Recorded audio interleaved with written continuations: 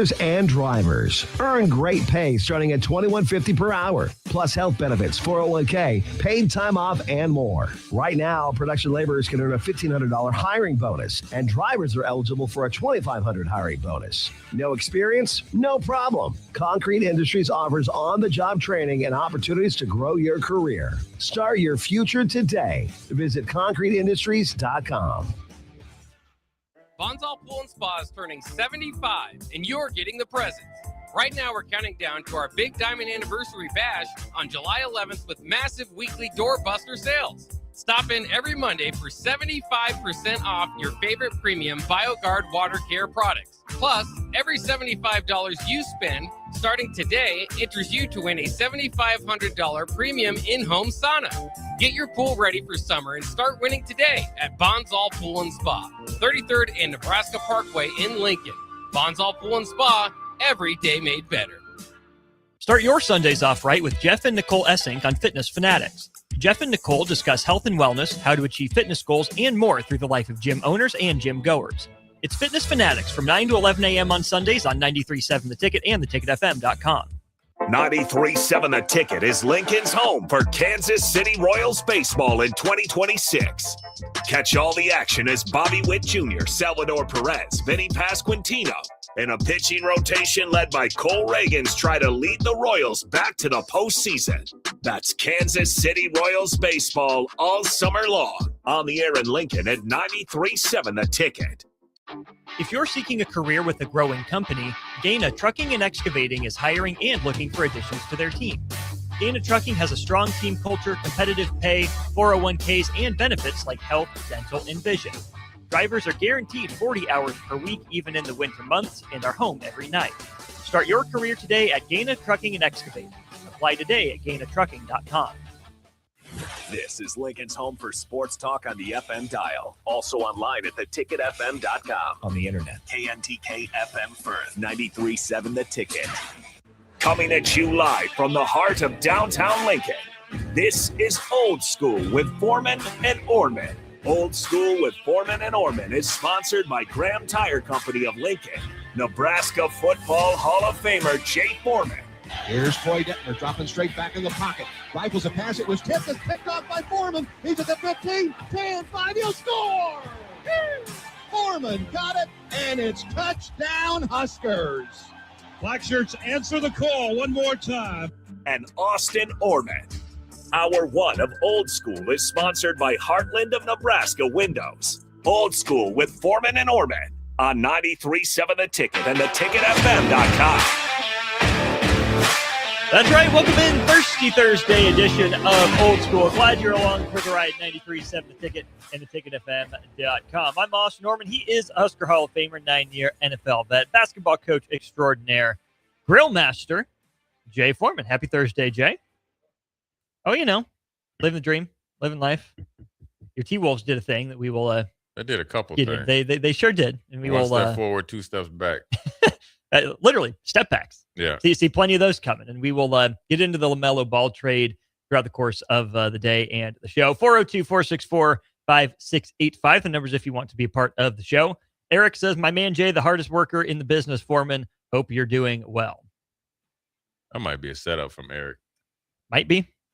Almost assuredly is. Mm-hmm. We know how Eric operates. Yeah. More importantly, we know how Graham Tire Company operates. They're celebrating 75 years of serving the Midwest. More than just tires, they do all kinds of car and light truck repairs, too. From brakes to oil changes, trust Graham Tire for service you can count on.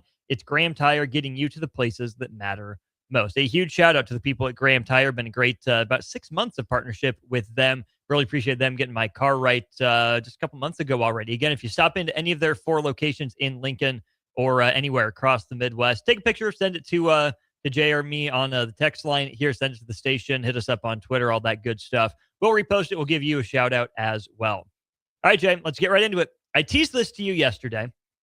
The Athletics' top 15 teams of the 1990s in college football.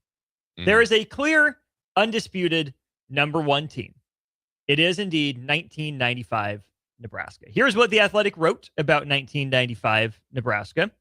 It's long been a toss-up between this squad and 2001 Miami for the title of greatest team ever. The Huskers averaged 53.2 points and rushed for 400 yards per game, while outscoring 4 top 10 teams by an incredible average margin of 31 points.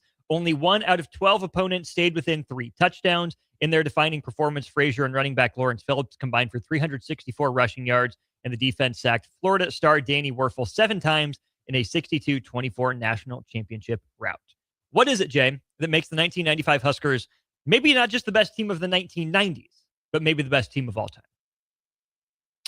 I guess I would say what doesn't. I think that team didn't have any procedure penalties, so that lets you know the attention to detail. We were the best special teams in the nation as well. I think when you look at just specifically the defense, I think if you look at I call it the 2.5 deep. So that's the 2 deep plus like the nickel players, co-starters, and all that. All of them played 2 or more years in the NFL. So that's wild. And then there were some guys that obviously played a very long time, but that's obviously, that's really good in itself. We had, first round picks and all that stuff to go, player for player with Miami and all that. And then obviously, what we were able to do, when we played against top 10 opponents. I mean, you always have to play who you play, on the schedule. And obviously competition was a little bit thicker on a week in and week out basis. And so we were able to, and then we beat the number 2 team. And who had the high, and they had a ton of, they had from Fred Taylor to Fred Jackson to Ike Hilliard to all those guys. Ike Hilliard, there's a name people forget. Obviously Daniel Warfield and Mo Collins was the first round pick as offensive lineman. They had, Johnny Rutledge and all those guys on defense. And so we were able to get after him a little bit. But it's great to be in the conversation. I do think that we're the best team of all time, but it's great to be, 30 plus years since then to still be considered, at worst case number 2. But I think we're number 1, and we'll never be able to settle it on the field. But, take nothing away from that Miami team either. Do you think 94 and 97 are on this list from The Athletic? They should be. They should be. If you had to guess, if The Athletic were to rank these 2 teams in the top 15, 94 and 97, where do you think they would fall? Oh, they probably put them a little bit lower just because of Nebraska hate back then. And then which team would you put higher? To be honest with you, I think 97 team is better than 94. Okay. Explain. 94 is nostalgia, the first one for Coach Osborne. It's not, and I can't. We're just. I'm pulling frog hairs here, know. But now, when you look at, like that's the first original pipeline, right? 2 of those guys were AP All-Americans, and Stein Wiegert. So probably offensively, they have a little bit more of a advantage. But I think defensively and special teams, probably a little bit better. We had Grant and Jason and, like Mike Rucker and myself and Eric Warfield, Mike Brown, Ralph Brown, Chad Kelsey, Vanden Bosch. When we had some dudes on the other side, Eric Johnson and all those guys on defense, Jamel Williams. No, Jamel was gone. I'm sorry about that. But like Tony Ortiz and those guys were really good as well. And Octavius McFarland was on that team as well. So I think whatever team it would be, it'd probably 7 or below. I don't think that's the case. It should be, but I think that when you have the team that's clear-cut number 1, I think they're not going to say, 94 is like number 3, and 97 is number 6. 97 comes in the middle of the list at number 7. The defining image of Nebraska's season was Matt Davison's game-saving diving touchdown catch. But quarterback Scott Frost and the Huskers spent the rest of the season beating opponents 77-14, 69-7, and 54-15. They finished the year holding Tennessee's Peyton Manning to 134 yards in his last college game. The close call against Missouri allowed Michigan to finish number 1 in the AP poll, but the coaches' poll gave the retiring Osborne his 3rd trophy. The teams between the number 1 team, 95 Nebraska, and number 7, 97 Nebraska. At number 2, the Athletics' number 2 college football team of the 1990s, 1991 Washington. Oh, yeah, that team was loaded too. But that was Steve Entman in college was a dude. He was. I know Ndamukong Suh around here. It was Steve Entman when he was at Washington. He was a big dude, big fast guy that was a playmaker, and they had a ton of guys on offense as well. So I'm a little surprised that they're number 2. At number 3, 91 Miami. Yeah, see, I think that Miami team would have beat that Washington team. The Athletic says there were 2 dominant teams in 91. The Huskies, who finished number 1 in the coaches poll, Miami, the AP's number 1 team. Washington gets a slight edge here because it played a tougher schedule. Yeah, and what was Miami? Was Miami in the Big East then? Their schedule was pretty light, but it was, Miami's best wins, number 3, Penn State, 26-20. On the road at number 4, Florida State, 17-16. And blank Nebraska, 22-0 in the Orange Bowl. Washington's best wins were against number 6, Michigan, 34-14 in the Rose Bowl. Beat number 8, Cal by a touchdown, 24-17. Came to Lincoln and won 36-21. Beat number 19, UCLA, 21-10, sorry, and beat number 22 Stanford 42-7. Yeah, it's a toss up on paper, but I think that Miami was a little bit better team. But I never, it's crazy. Washington won a national championship, but I never viewed them as a dominant team to be that high as far as the 90s. But considering that Miami still had some juice left, Florida State had some juice. That have Washington at number 2. Miami, you most likely think so because they were rolling pretty good at that point in time. At number 4, a team that I'm sure you heard plenty about when you first got to campus, 93 Florida State. Oh, yeah. That was a tough team too, obviously. Charlie Ward, Derek Brooks. Yeah, so I would think that they were going to be up there just considering that was Bobby Bowden's first team or first national championship and very loaded team with, Hall of Famer, Derek Brooks and company. You got to think they had Derek Alexander at defensive end. They had the other guy at defensive end, the 2 guys that went first round. They had a ton of corners that got drafted. They had Bush, the linebacker, because I remember him. You had, Sam Cowart was a backup then, and you had, they were loaded offensively with Colsey, obviously Warwick Dunn, obviously Charlie Ward. Man, even their big tight end, I remember he got drafted by Tampa, and he was a problem too, number 85. That was a. He never Dallas Clarked you, though, right? No, I didn't play against him. Okay. I just remember him. Yes. I remember watching him. I was too young then, but I just remember they had dudes. So yeah, I would have liked the price. I would have, if it was me, 95, 91 Miami, Florida State, then maybe Washington, but they got to flip. Okay, number 5. This will probably rankle some Husker fans. 1994 Penn State. That was a good team. They were good, but I don't think they were average. 47 points per game on offense. Kerry Collins, Kajana Carter, Bobby Ingram, Kyle Brady, Jeff Hardings, the All-Americans. Signature wins, number 11, Oregon in the Rose Bowl, number 12, Michigan, number 13, USC, and number 14, Ohio State. So the Athletic is saying you play the 1994 championship game on the field between Nebraska and Penn State. They would give Penn State the edge in that one. Yeah. Yeah, I know. It's crazy because there's, it's Michael Severe's birthday today. Okay. Happy birthday, Michael Severe. And I think he said that he thought Penn State could have beat Nebraska there. Okay, could have versus would have are 2 different things. No, they wouldn't. Because it would have been, I'm sure, a good game. They would. Kerry Collins wouldn't have finished the game because you saw what happened to Frank Costa. Yeah, nothing good. John Carter would definitely wouldn't have been running the ball. And they had some good receivers. They're really good. They were a really good team. Defensively, they were suspect. Offensively, they were really good. You know who they reminded me of just because they were so overloaded on offense? Lincoln Riley, Oklahoma. No, it was the 80s with the Nebraska offense where all the players scoring explosion. All on offense and defense was lacking a little bit. Interesting. Yeah. Okay. That's just kind of look where they're but I don't know, man.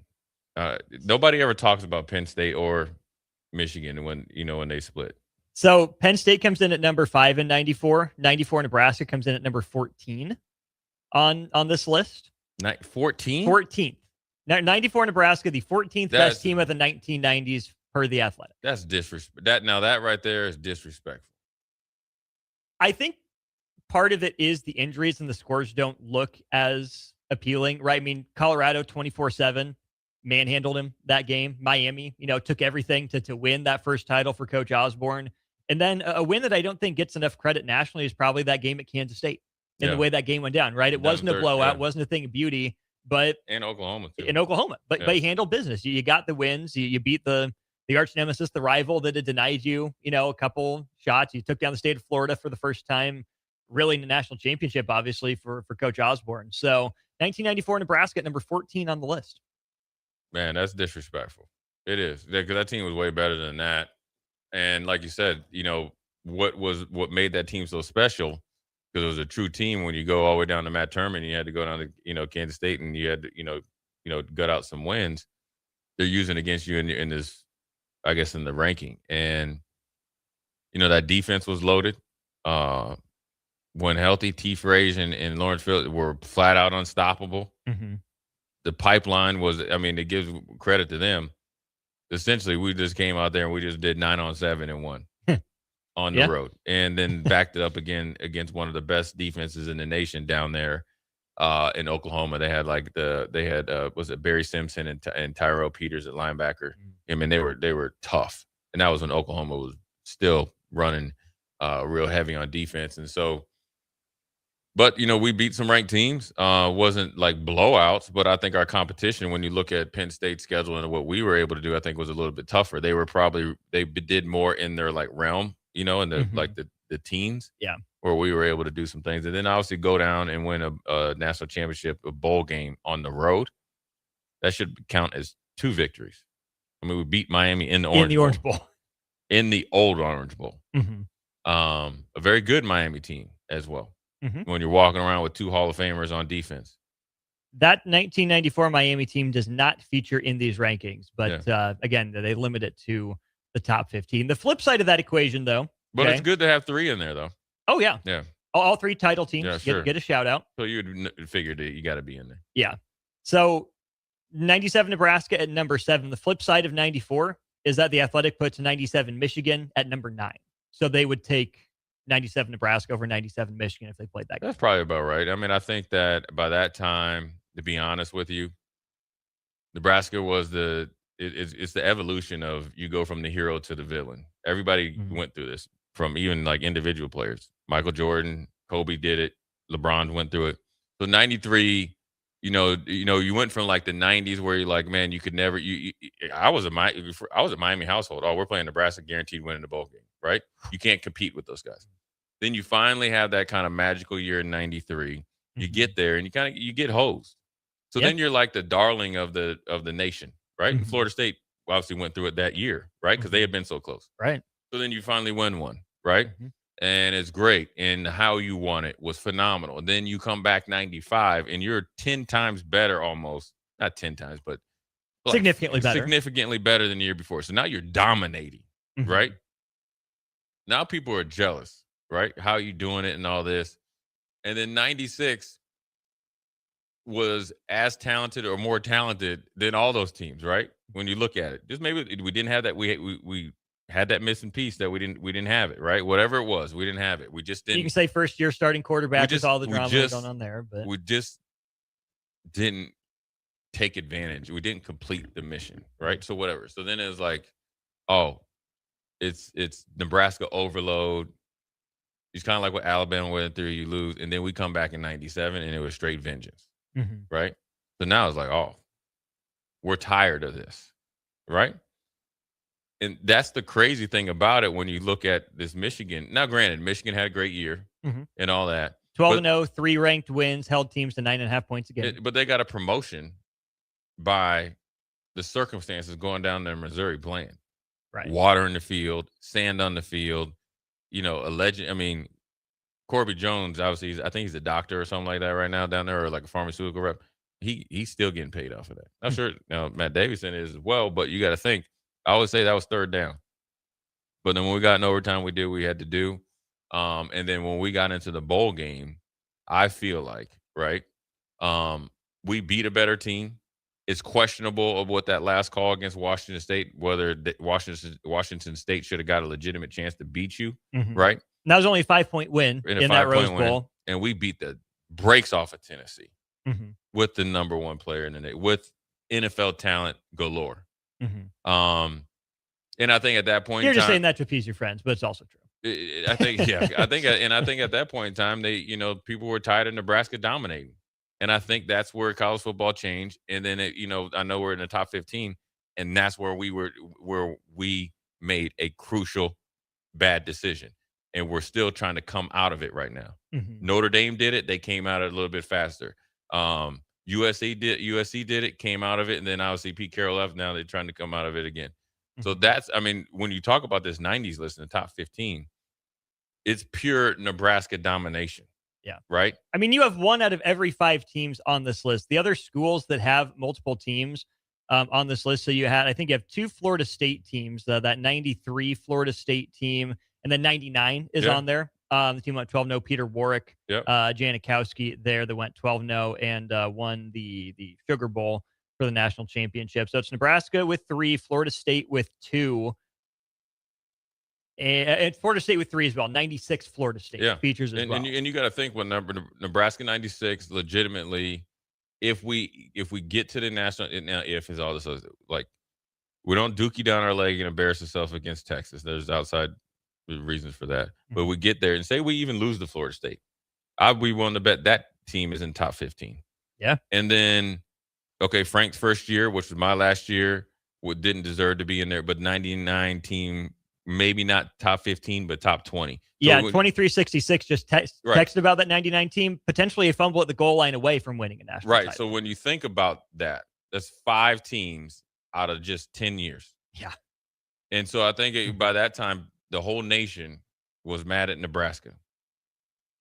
Is the Tennessee team in there? 98 Tennessee. Yeah. Yep. 98 Tennessee. Came and copied our blueprint. And that's funny how that happens. Number 11 for 98 Tennessee. Yeah, I mean it's. I remember when they came in during spring. It was their maybe coach's clinic, and we just. I mean, when I tell you what we did, I mean it wasn't even nice. I mean it wasn't even right what we did, and I was like, man, we probably maybe are a little bit too. Like for me, I wouldn't have let them in. Nah, we're going. But then they won it the next year. Yeah.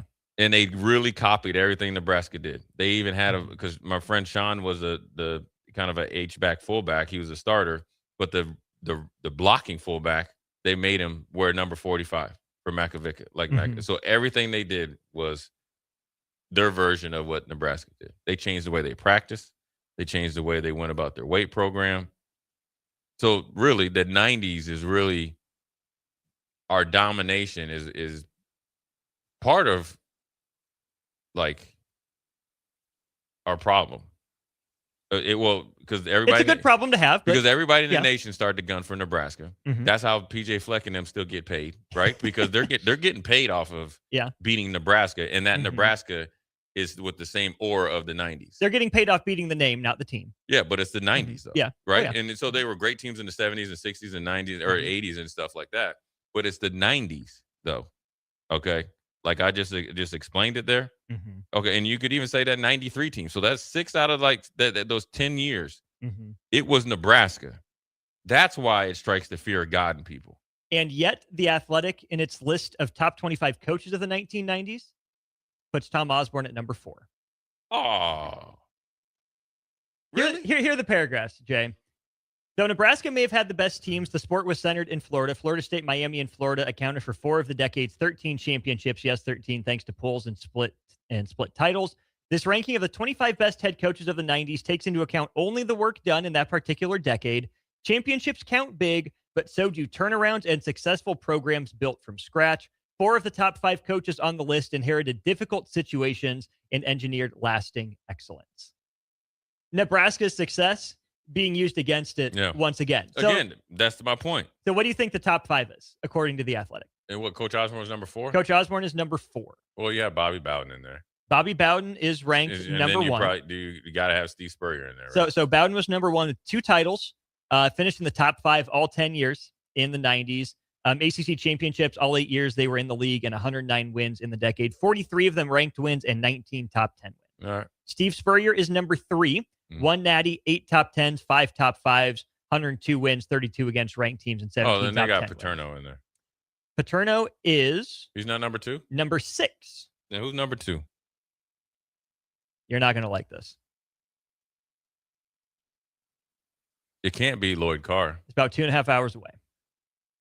Is Kurt Ferentz? Bill Snyder.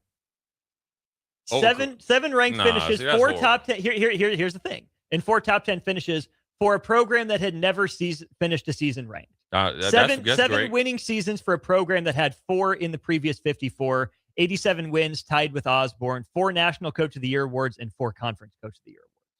That's commendable. What he did at Kansas State is legendary. But that doesn't mean that you're the number 2 in the 90s. I mean, he literally signed 21 kids out of JUCO, which was looked at, and what he had to do, that was desperate times, desperate measures, and he was able to build that program into a viable program for sure, and you're seeing it today, right? And how many times did Kansas State beat you guys? Once. Was that under Tom Osborne? No. Nope. The thing about that, he loses head-to-head matchup, doesn't get a title. And there was a little bit of aid, the referees down there. I know there's that picture of Crouch getting his face mask twisted or his head twisted with the ox, which would essentially put us in field goal range. We win the game, and the ref standing right there. And that's but I don't know, list, but it's hard. You're using Nebraska's success against us. Well, even for Osborne, and then for Osborne, they say 3 national championships, most in the nation. Parentheses, 1 was split. Okay, and so what does that mean? It's a half. So you have 2.5. Not how that works. You know what I'm saying? I Right. mean, you're finding reasons to dummy down the dominance of Nebraska and Coach Osborne, but that's also, like I said, now with this list, I never understood why the 90s struck the fear of God in people. Now I do know. When you start thinking about the teams, right? And look, you could even in Nebraska, people on the text, you could, if you felt like the 1990 team or 91, 92 team were as good, maybe so. I know that 93 team was dang good. I know 96 team was probably the most, not maybe the most talented, but as talented as, or more talented than a lot of those teams that are ranked in there. And I know 99 was, and maybe even 2000, because that's when they went out there and got beat by Miami, right? Yeah. Okay, yeah. so look, they were they're a little suspect, right? So, but there's 6 years out of that 10 where it was straight domination. And when Nebraska losses essentially was self-inflicted wounds, right?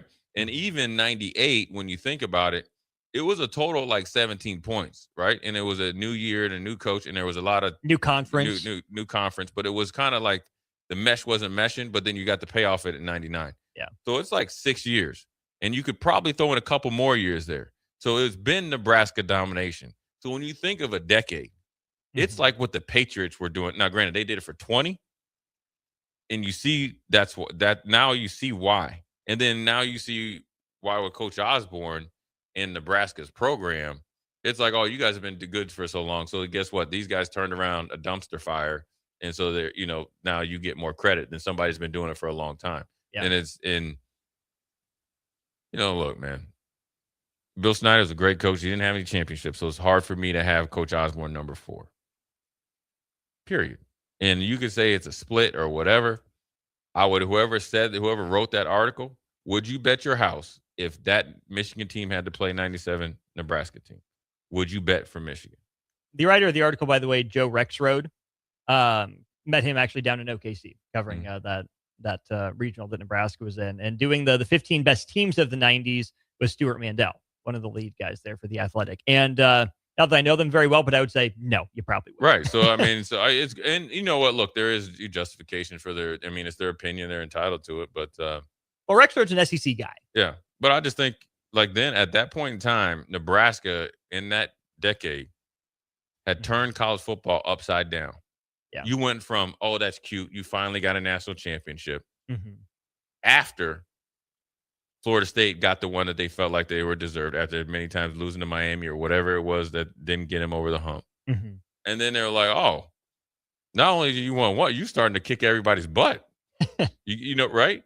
How dare you guys in the middle of nowhere with a humble coach with red hair just ho-humming, just beating the brakes off people. We got to change this stuff. Unfortunately for Nebraska, we aided in that change by some crucial bad decisions. When college football was making rules, we were actually kind of like the Tiger Woods, and when they changed like Augusta for Tiger Woods, they're right. like, we got to do something. We got to change the golf ball. We got to do something. We got to put some more trees in there because these dudes are just taking shortcuts because they're just that good. It seems like shortcuts, but It was you hacked the game. You know, when you're doing it and you're in it, you don't really realize it. You're just out there just doing it. But now you realize, like, when you look at, you start talking about the teams, you start talking about the players, you start talking about the records, the consistency, the teams that you beat year in and year out, and how you beat them, and you made teams tap out and quit on the national. We made Tennessee quit. I'm not gonna name any names, but I was in there. He came over and called off the dogs, literally. You know what I'm saying? But it's great to be on the list. It's great. 95 was on. I'm very blessed to be on them. But I always say championship teams and great teams sometimes are formed in the year before. So you got to give 93 credit. You got to give 96 credit for 97 because we learned off of our mistakes. You got to give 98 credit because 99 did it. So when you talk about that, man, and then you put in the number one team maybe of all time, backing up a team that's top 10, 15, they were 94, and then you got 97 kind of under the radar. Let's end the segment with this. More disrespectful ranking. Osborne at 4 or 94 at 14? Poof, that's tough because I think both of them are pretty disrespectful. So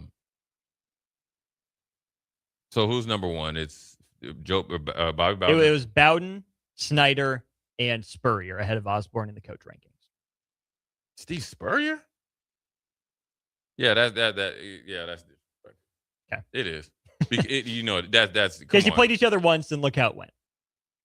Come on, man. I mean, that list is based on, even when Steve Spurrier went to Florida, it was a little bit of a dumpster fire. It was. And he was a former player, and he did great. He's a great coach. He's one of the best of all time.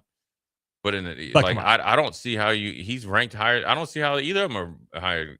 And I don't necessarily know that that's the total disrespect is 94. The fact that a national championship team, all right, after an undefeated national championship team, nonetheless, and after getting hosed the year before by another Florida team, dealing with the injuries, that you got them at 14, based on a team that still won a national championship undefeated, and it had some injuries. It'd be different if Nebraska went like 11-1 and still won a national championship. You know what I'm saying? Oh well, but you know what's going to happen though when you write those? What's going to happen when you write those? You get clicks. Click away, Nebraska fans. Light him up too. Light this dude up. There are 15 magical letters and 16 magical characters for engagement. Nebraska Space Huskers. Yeah, and you need to light him up like we do Desmond Howard. I'd love to see Desmond Howard show his face in Lincoln again. Easy when Michigan's winning now, but we'll see. Let's go to break. We're going a little bit long, but good discussion. Couple things from the Starter Heyman Jewelers text line, and another question posed by a different headline from The Athletic in this 1990s retrospective week. He's Jay Foreman. I'm Austin Orman. We'll be back with more Old School. You're listening to Old School with Jay Foreman and Austin Orman. Download the mobile app and listen wherever you are on 93.7 The Ticket and theticketfm.com. Are you ready for a new opportunity?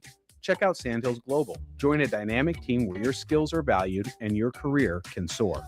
We offer full-time positions with a 4.5-day work week, competitive pay, excellent benefits, and a positive work environment. From IT and marketing to sales and finance, we're looking for talented individuals like you. Apply today at sandhills.jobs and take the first step towards an exciting future. That's sandhills.jobs. Don't wait. Apply now.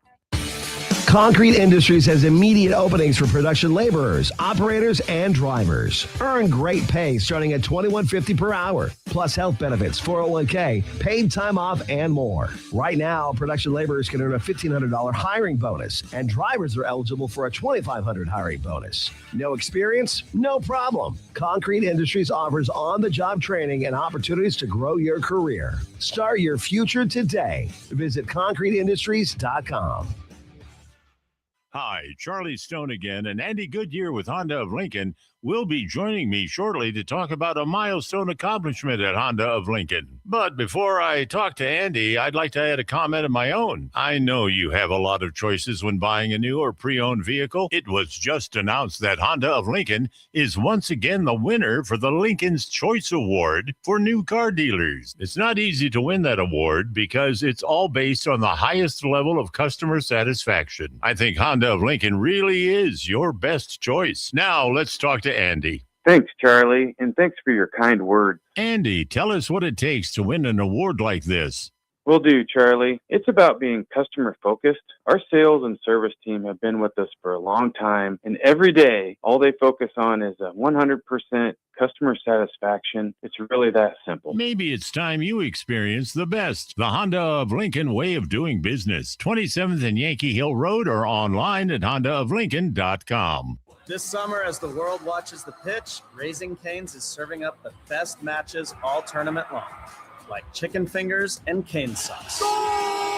No matter who you're rooting for this summer, kick it with Cane's for the games. One love. Hey, Nebraska sports fans. This summer, professional tennis returns to Lincoln. Watch rising stars of the ATP Tour compete for over $100,000 in prize money for the 2026 Lincoln Challenger from July 12th to the 19th at the Sid and Hazel Dillon Tennis Center. Witness top tennis pros compete right here in Lincoln and experience tennis close up like never before. To purchase tickets or to sign up for volunteer opportunities, please visit www.lincolnchallenger.com. Not just a stop, a stage. Lincoln Challenger 2026. Put lawn irrigation on automatic. Think Judson Irrigation for worry-free service to Lincoln homeowners and business community. Judson Irrigation will turn on your sprinkler system in the spring, repair or redesign as needed, and turn it off in the fall. For service to orphan sprinklers, remember Judson Irrigation. They'll never forget you.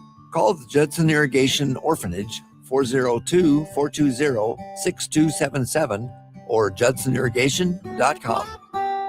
93.7 The Ticket, Fox, KFXL weather. Brought to you by Bryant Air Conditioning, Heating, Electrical, and Plumbing.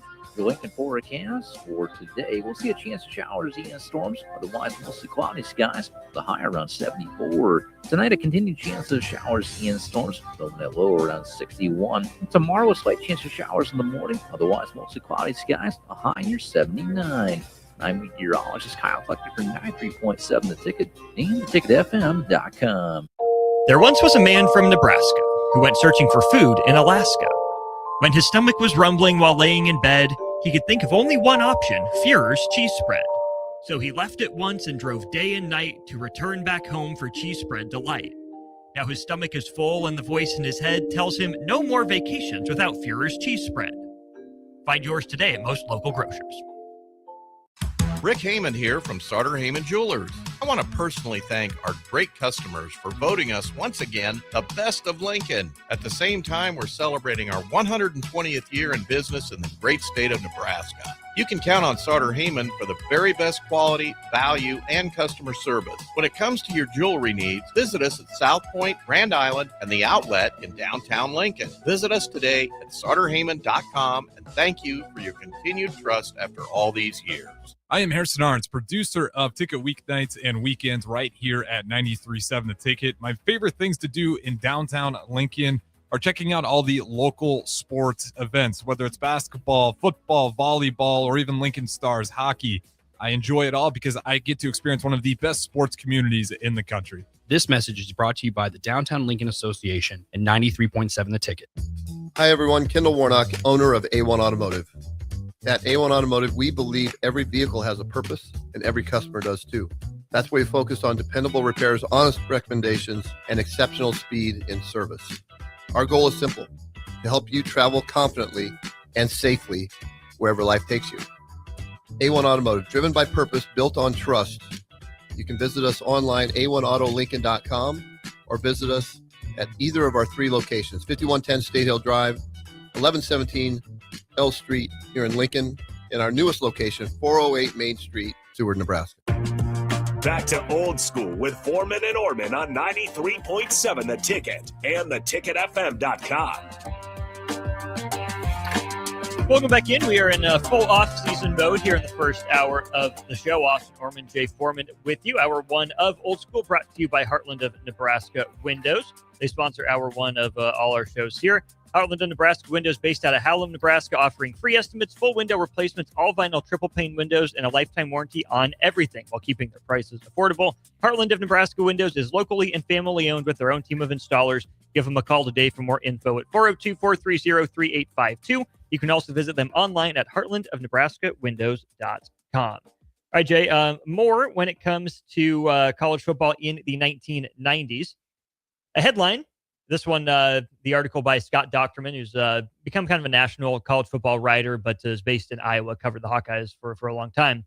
At Kansas State, Bill Snyder was the Curt Cignetti of the 1990s. His Manhattan Miracle endures.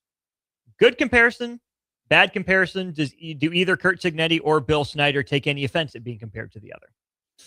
Well, I think that, Kirk Cignetti obviously is a historian as far as coaching goes, so he has a ton of respect for Bill Snyder and understands if anybody understands what it takes to turn around a dumpster fire, it's obviously Kirk Cignetti in reference to Bill Snyder. So I don't think he feels disrespected being compared to him, but I think one of those guys has a title, one of them doesn't. As I was just about to say, but one of them has longevity too, and so.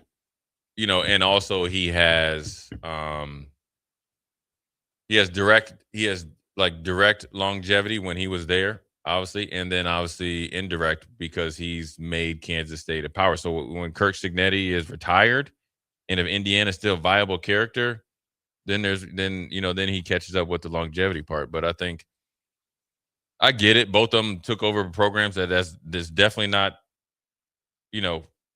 destination places to go coach, right? And they've both done it different ways. And I think college football is significantly different in this day and time. Both of them, I think, are right along with each other because it's extremely hard to go to Indiana or at that point in time and turn them around that quick, right? And then it was as hard, and maybe in some cases harder, because there was no transfer portal back then to turn around Kansas State as well. And so,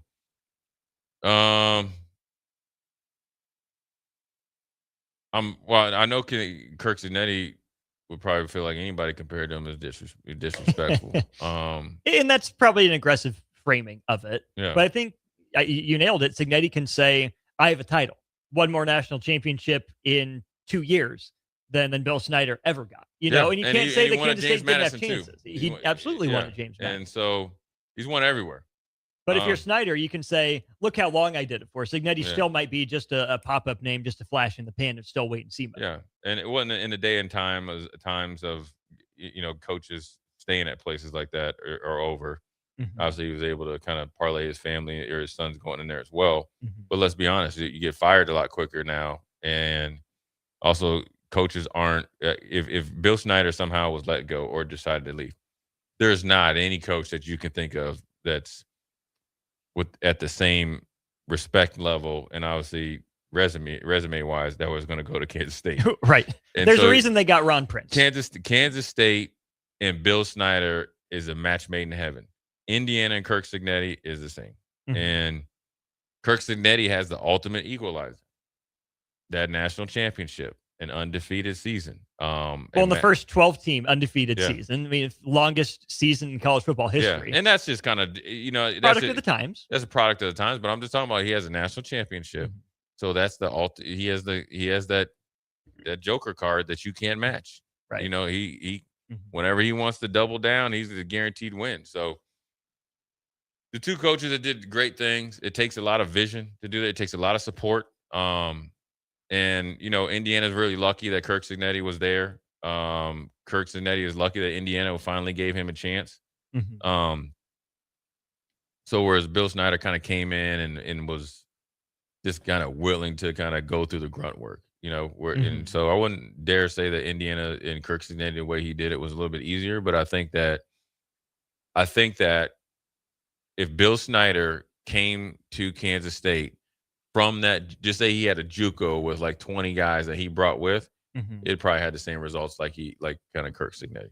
I see it. And looking just at Kansas State school history, it kind of seems like Well, let's just go from 93 when they go 9-2-1 on. You have, their equivalent of the Osborne era. They're under Snyder the first time.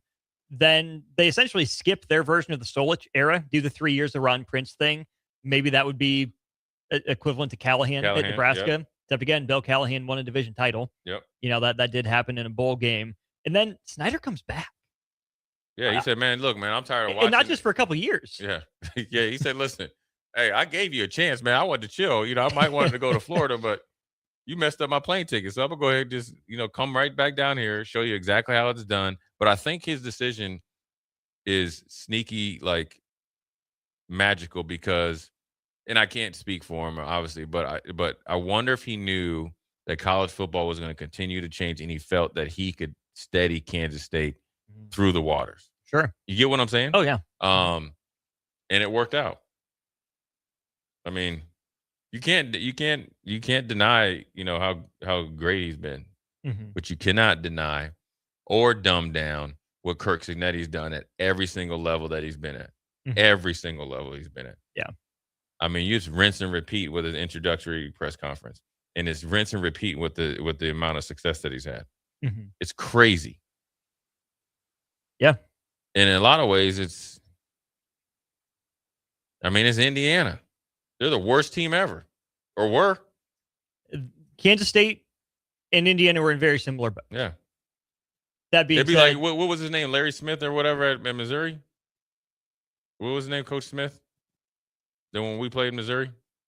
97? His last name was Smith, right? It'd be like if he had took that almost victory against Nebraska and parlayed that into like a 12-year run. Yeah, Larry Smith. That's right. You know what I'm saying? If he had took that into a 12-year run. Well, if he would have had the Gary Pinkel run. Yeah, but I'm just saying if he had that and just kind of built it into a powerhouse. Mm-hmm. I want to get to this really quick from Stephen before we start turning the page a little bit. He talks about some of those 1980s teams that you had mentioned, 2 decades of dominance in a lot of ways for Nebraska. Slow on defense. A lot of snow. It was like Nebraska's basketball team. Well, now. 81, 82, I can understand. And I know you would have been pretty young at this point, Jay, but oh, I remember this. But Steven says 1983, fighting all odds, playing Miami in their home stadium. You had a top 5 offense of all time in college football. Is that the game they went for 2 and then dropped it? Yeah, and you were pretty heavy favorites. Like, unfortunately, that was a choke by Nebraska. They were favored, even going down to Miami. Nebraska was, my understanding, would have been favored pretty heavily to win that game. Obviously, Miami was good enough to play for a national championship and hang with Nebraska, but that's probably the closest thing Nebraska had to a choke in a title game. They should have won that game. They were favored going in, even if it is a true road game in the old Orange Bowl. Miami was a clear underdog in that game, as my understanding. And that was one of the most dominant teams offensively ever. I remember when they came to Minnesota and beat man. I remember turning on Channel 9. They were like, the Big Red has been here, and they came and gone. I think they scored like 83 points. So, yeah. Steve's right. That Penn State has had some, even like when they beat Miami that year down in Fiesta Bowl, man, I cried after that game. I hate Penn State. And then also he says the defensive shift to speed is what helped Nebraska in the 90s. And that's the great ones adjust. Yeah. And I think it was like the Florida or Miami and Florida team. And it worked out great for me. Did it ever? 5703 says Nebraska also should have beat Clemson in 82 the year before, which was referenced a little bit in Steve's text. More than 83 Miami? No. But 83 is one of the... That's a choke. That's the biggest one. But that was a choke job against Clemson. And I think his name is Perry Tuttle. Okay. From Clemson. Okay. He was either a quarterback or something. Okay. Yo, homeboy is a king because of it. But, man, I met him somewhere at a charity event, and, I didn't play against him. Be honest with you, I didn't know who the heck he was. But he made sure I knew who he was, and I'm telling you, it was 3 days of hell. Because Perry, come on, man. Because he was like, yo, I beat Nebraska. And? You know what I mean? Right. But that's what he was. I there? Yeah, but he just was ribbing me about it. He's like, man, I was doing this, and this. And I was just like, yeah, okay. I'm trying to figure out who you were because I don't even think back then my phone had internet. I still had a flip phone. Right. Um, Game Dog says Nebraska was an 8-point favorite against Miami in the Orange Bowl. I remember that game. Which, okay, maybe a But I was a closer line Miami than I fan would have back then. guessed. But also, again, you're a possession favorite. I was a Miami fan back then. You were. Yeah, I know. We know about the soft spot that's still there. Ain't Which no is soft spot. understandable. I'm It's not still holding there. it against you. I'm just split right down the middle. Right down the middle? Okay, Jay Foreman is running for office. He's taking the political answer. He's split down the middle. He's running as an independent. Oh, you're lucky the logos are on screen. You're lucky. That's why I I'm did taking it. them That's off. why I did it. I'm taking the logos off moving Hey, forward. that- Harlan to Nebraska winners, we love you. Graham Tire, we love you. But the world needs to see. I only did it once. So. Why'd you hold up the L? That's not what you're going for. All right, let's go to break. We'll wrap up Power 1. Watch Old School live on Facebook, YouTube, or Twitch. Old School with Foreman and Orman on 93.7 The Ticket and theticketfm.com. Go Hog Wild Pit Barbecue. The best barbecue deal in town is at Hog Wild. We're serving up a $5.99 meal deal that includes a one-meat sandwich, your favorite classic side, and a drink, all for just $5.99. Craving brisket? Upgrade to our tender, slow-smoked beef brisket for only $1.50 more. Join us for lunch or dinner, or order online at GoHogWild.com. Hog Wild Pit Barbecue, 3210 Cornhusker Highway, Lincoln. But don't be late, we close at 8.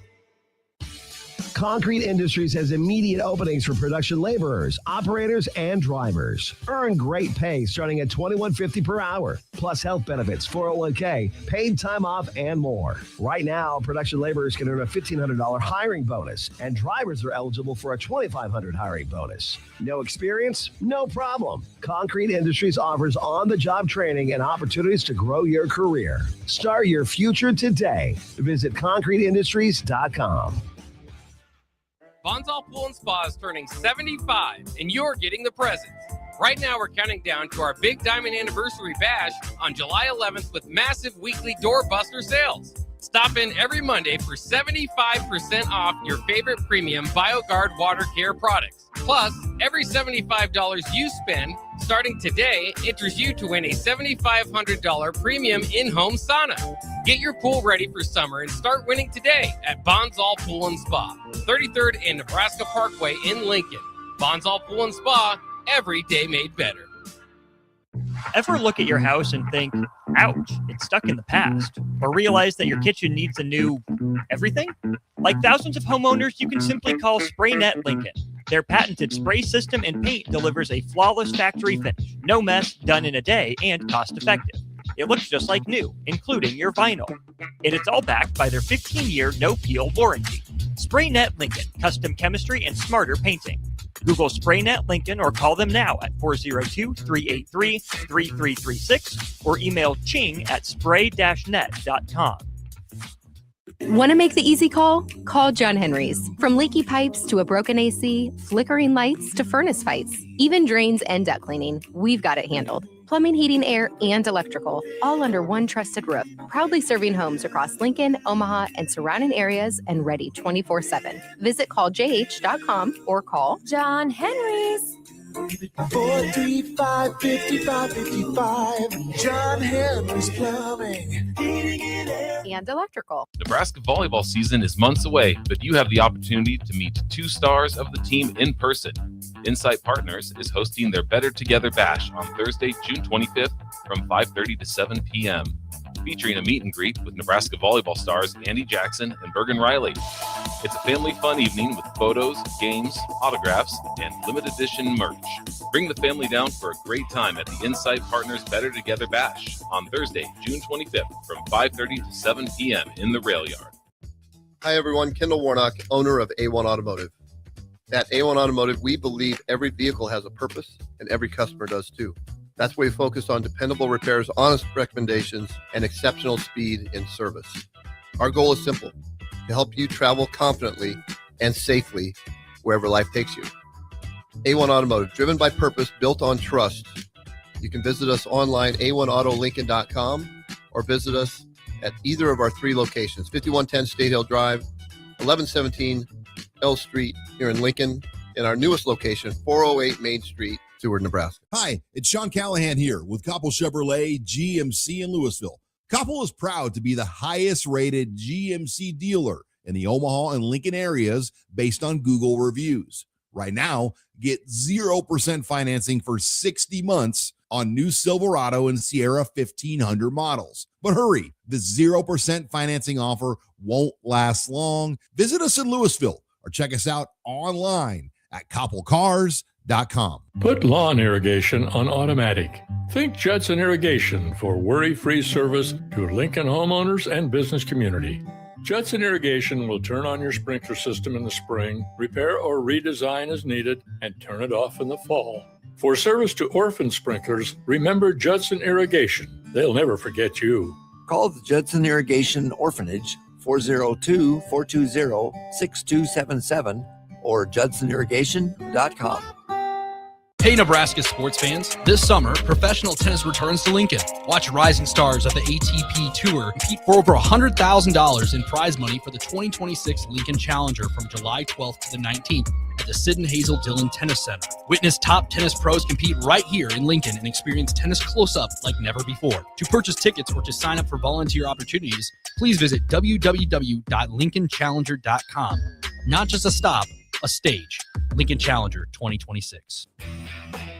Select Plumbing and Utility has been serving Lincoln and the surrounding area for 14 years, and they're not slowing down. Select Plumbing and Utility handles all your plumbing needs from faucets and water heaters to full renovations, and they can even help with your heating and cooling needs. They're also Lincoln's underground experts, repairing and replacing broken underground water and sewer lines since day one. Contact Select Plumbing and Utility today at 402-560-6197, assuring excellence in every situation, opportunity, and challenge. That's 402-560-6197. Arctic Spas is brand new to Lincoln, and you're invited to the grand opening. Stop by Arctic Spas between 11 a.m. and 4 p.m. this Saturday, June 27th, for a grand opening party featuring free food, drinks, prizes, giveaways, a cold plunge contest, and a chance to win a free Blackstone grill. Bring 2 cans of food for the food bank for additional entries for free prizes. Bring your swimsuit to jump in and try out their giant swim spa. It's the grand opening at Arctic Spas from 11 a.m. to 4 p.m. this Saturday, June 27th at 5601 South 56th Street, Suite 5. Back to old school with Foreman and Orman on 93.7 The Ticket and theticketfm.com. Couple quick bites to get into here as we wrap up hour one of Old School. Austin Orman and Jay Foreman with you. Thirsty Thursday will come up next, leading off the 4 o'clock hour. From YouTube, Jay, Game Dog says the Clemson Orange Bowl could not be a choke. Turner Gill was injured. Nebraska was playing as a 2-loss team with a backup quarterback, and Clemson was ranked number 1. I consider it a choke. You should never lose to Clemson at that point. Never forget Nebraska beat Clemson for the 70 championship. Bound advantage first. And Yeah, you got a also, little history there. Bo Pelini beat Dabo Swinney in a bowl game. That is true. The Gator Bowl. Yeah. Bo Pelini would beat Mark Richt too, right? Yes. I believe that was, yeah. I think that was late for like 99 yards or 98. Yeah. Yeah. Mm-hmm. That would have been Richt at that point. I still yeah. think it was a choke job. That's fair. To each your own. Nebraska men's basketball news. Pair of Exhibit 10 contracts signed. Sam Hoiberg to Phoenix and Rink Mass to the Pacers. I like it. I think I saw where Indiana had been interested in the Rink, like in the pre-draft process. So I think he fits in there. Obviously, a big man that can shoot and stuff like that fits in with your boy Halliburton and all that. And I think Sam obviously, fits in anywhere. I think, it's just going to come down to numbers game and then obviously contract, guaranteed contracts and all that stuff. But, his ability to turn people over, handle the ball, make game-winning plays or winning plays will definitely, work out well for him. If it's not in the NBA, it definitely in the G League. So he'll stick around. I think they both have a chance to. The idea of Mast with Zubac in a too big lineup is somewhat intriguing to me. Yeah. Zubac on the roll, Mast on the pick and pop. Now I think they would get absolutely roasted defensively, somewhat consistently, especially with Halliburton not being a great point of attack defender. But good luck to Rink trying to make it there in Indiana. Sam in Phoenix does certainly intrigue me. I think, Jay, the comp that comes to mind for me first and foremost is Alvarado, who swung a game of the finals for the Knicks. I think it would have been, game 2 or game 4, one of the two of them. Here's the thing, though. Jose Alvarado, 2-time All-ACC guy, all-tournament team, all-defensive team, and defensive player of the year. Also averaged about 14 points a game in college at Georgia Tech. Sam's a better rebounder, better passer, probably a better shooter coming out as well. 38% career or 36% career from three, 38% this last season compared to 34 for Alvarado. And again, I don't want Carter from West Virginia. Oh, Javon Carter? Yeah, I see it. Carter was more of a true point, though, and did more of that on-ball creation stuff. But I like it. I see where you're coming from. I mean, where you got to be scrappy. Yeah. You know, kind of work your way in the quarter and a half, give guys a little bit of breather. The next thing you know, he's a guy that you pick up in the secondary market on free agency, down the road. Yeah. So congrats to Sam Hoiberg and Rink Mass for signing their Exhibit 10 deals. That's a new-ish, about a decade old now, kind of contract that got added into that 2017 CBA. So best of luck to Sam. Best of luck to Rink as they pursue their professional basketball dreams with the Pacers and the Suns. We'll go to break. Thirsty Thursdays next to start hour 2. You're listening to Old School with Jay Foreman and Austin Orman. Download the mobile app and listen wherever you are on 93.7 The Ticket and theticketfm.com. Put lawn irrigation on automatic. Think Judson Irrigation for worry-free service to Lincoln homeowners and business community.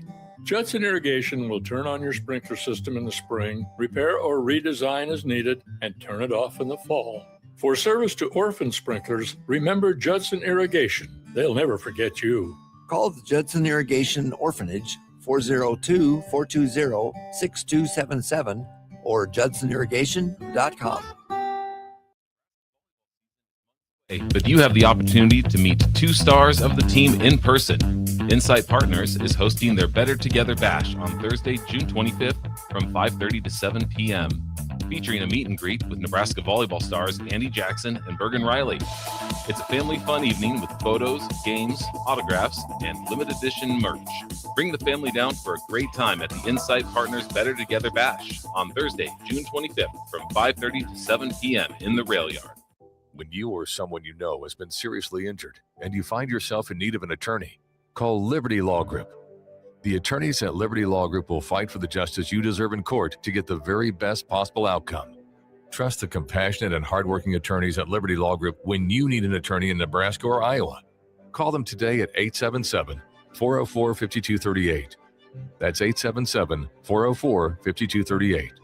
Or check them out online at libertylawgroup.com. This is Lincoln's home for sports talk on the FM dial. Also online at theticketfm.com. On the internet. KNTK FM Firth, 93.7 The Ticket.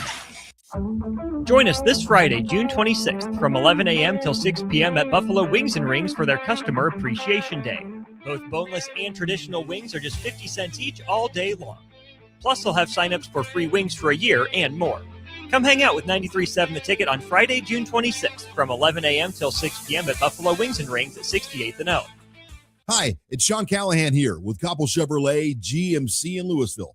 Koppel is proud to be the highest-rated GMC dealer in the Omaha and Lincoln areas based on Google reviews. Right now, get 0% financing for 60 months on new Silverado and Sierra 1500 models. But hurry, the 0% financing offer won't last long. Visit us in Louisville or check us out online at koppelcars.com. Hey, Nebraska sports fans. This summer, professional tennis returns to Lincoln. Watch rising stars of the ATP Tour compete for over $100,000 in prize money for the 2026 Lincoln Challenger from July 12th to the 19th at the Sid and Hazel Dillon Tennis Center. Witness top tennis pros compete right here in Lincoln and experience tennis close-up like never before. To purchase tickets or to sign up for volunteer opportunities, please visit www.lincolnchallenger.com.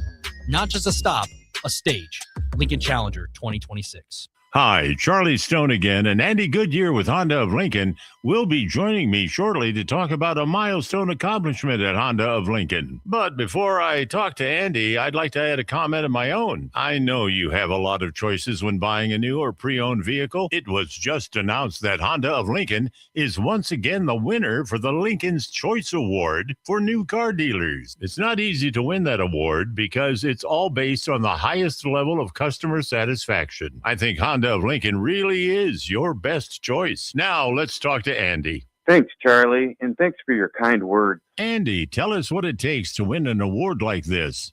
Will do, Charlie. It's about being customer focused. Our sales and service team have been with us for a long time, and every day, all they focus on is 100% customer satisfaction. It's really that simple. Maybe it's time you experience the best. The Honda of Lincoln way of doing business. 27th and Yankee Hill Road or online at hondaoflincoln.com.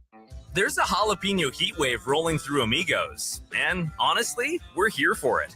The new crisp jalapeno popper burrito is stuffed with bold jalapeno cream cheese filling for a smooth, spicy heat in every crispy bite. And the new jalapeno popper Frenchies are a perfect fiery twist on the classic fave. This summer, the heat index is officially set by Amigos, and it's a jalapeno heat wave. Try the newest bold, fresh flavors at Amigos. Hey USA, it's your 250th birthday, and Amigos brings the party. The Yankee Burrito is back, and what's more American than a hot dog? In a crispy tortilla. This summer, the All-American Twist is back too, for just $3.99. There's festive layers of red slushy, white soft serve, and blue slushy, with whipped cream and a cherry on top.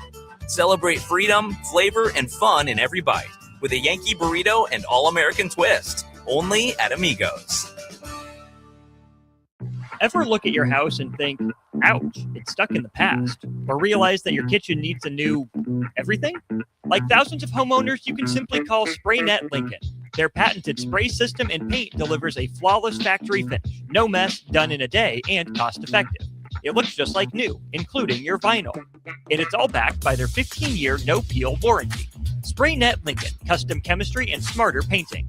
Google SprayNet Lincoln or call them now at 402-383-3336 or email ching@spray-net.com. Hi, Kendall Warnock here, owner of A1 Automotive.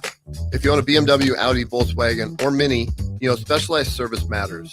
Our team uses advanced diagnostic equipment, OE equipment, including factory-level software, to accurately diagnose and repair your vehicle. Dealer-level capabilities with hometown service. A1 Automotive, 1117 L Street. You can call us 402-477-4660. Why wait until Friday to start your weekend? Go ahead, start right now. You're thirsty now, and 93.7 The Ticket is here to help you stock up. Just in time for the weekend when I like to hit the clubs. Time to broaden your horizons and try some new wine and beer. It's Thirsty Thursday with Kevin Meyer from Meyer's Cork and Bottle. All right. Okay. You can work with it. It wasn't my best, wasn't my worst. A little thin. There it is. That wasn't too bad. Yeah, we'll take it. Like Return of the Jedi. Back as he is every Thursday here at 4 p.m. on Old School. Kevin Meyer, Meyer's Cork and Bottom. Uncle Kev, how are you? I'm doing just fine. Mr. J can't partake because of his recent surgery, so he's on some medication. So that just means more for us, I guess. Oh no! Whatever we do, we gotta get Austin drunk so I can get him to admit that North Carolina's better than Duke. I don't. What? I don't know what would have to happen for me to ever say those words, even facetious. We're about to find out. We're about to find out. Yeah. How lightweight do you think I am? Did you think an extra ounce and a half on the top is enough to push me over the edge? We've got a little extra spice in there for you, my brother. Little special little mixer, right, Kevin? That's right. That's right. How was Father's Day? Father's Day was nice. It was nice.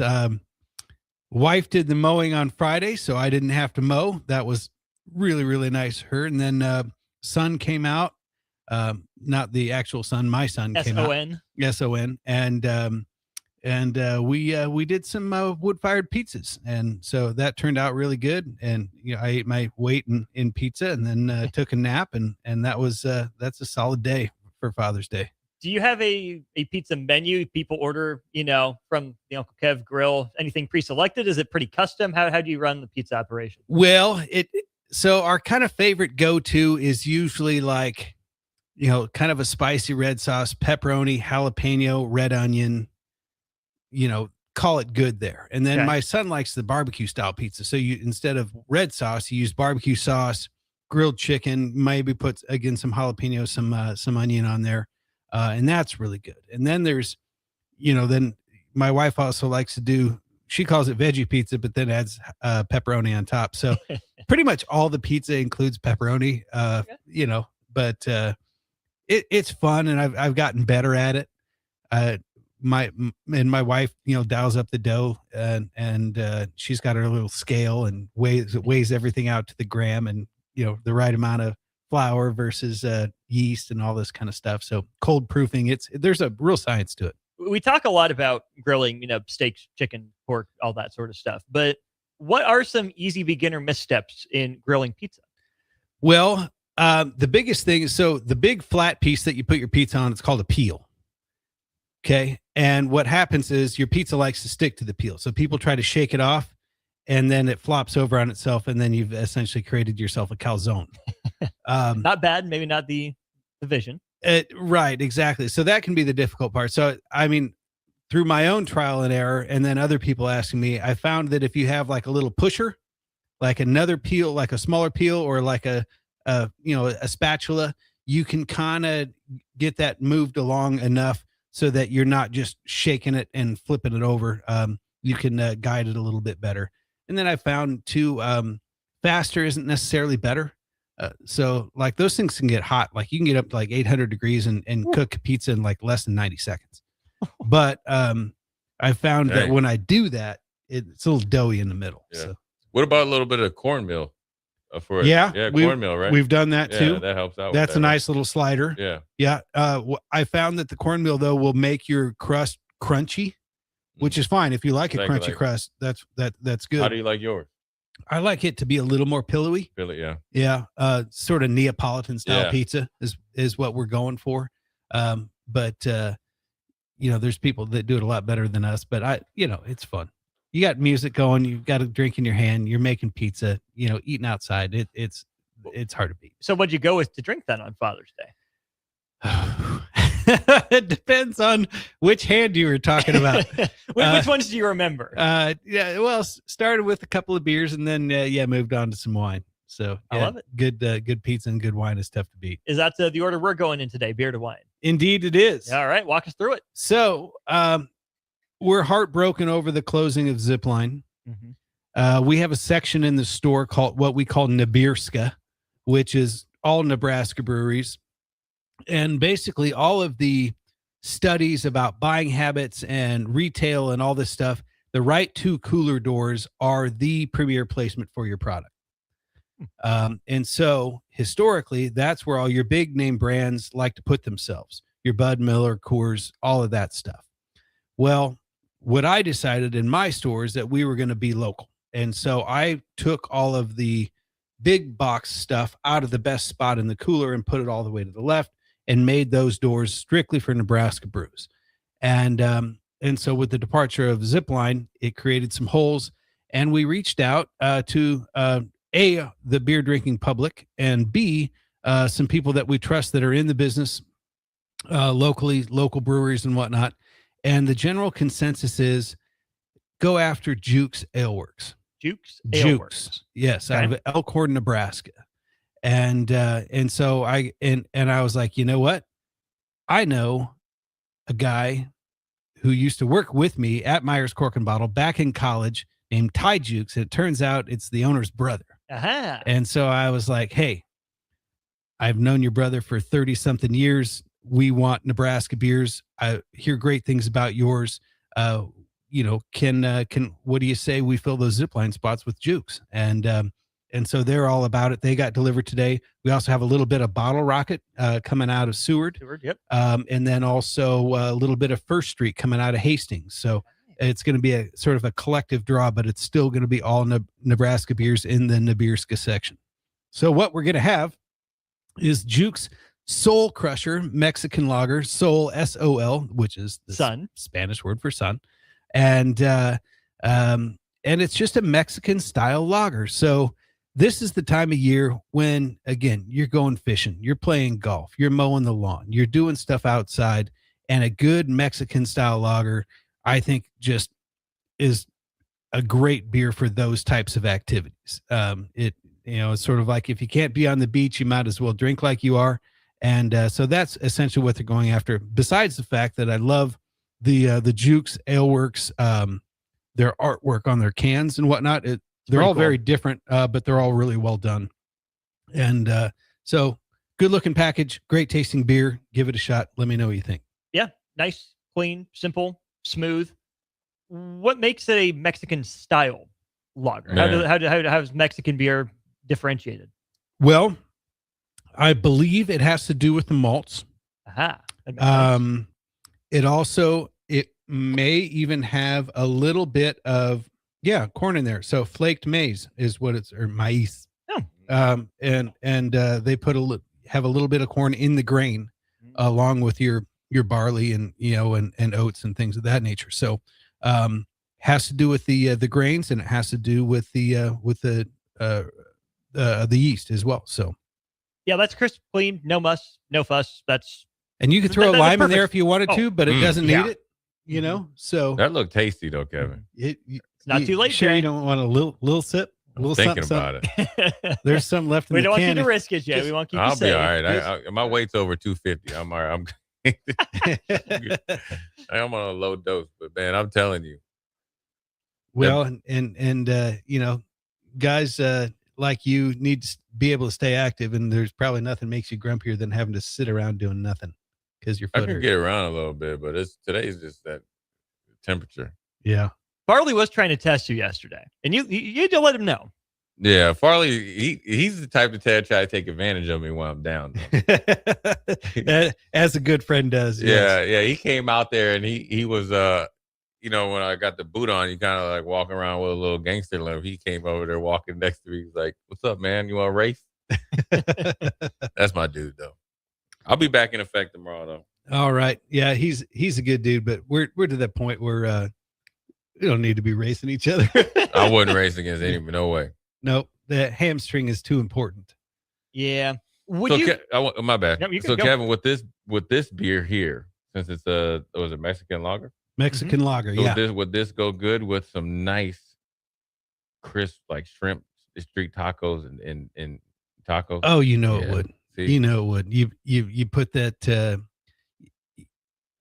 I like to get all the peels, everything off the shrimp before I grill it. Mm-hmm. I don't want to have to try to peel it while it's hot. Yep. So, and I'll put it in a grill pan, and then just spray it with a little bit of olive oil. Drop the shrimp in there. You gotta have a good fish dust on top of there. Something with some spice. Give it a little bit of color.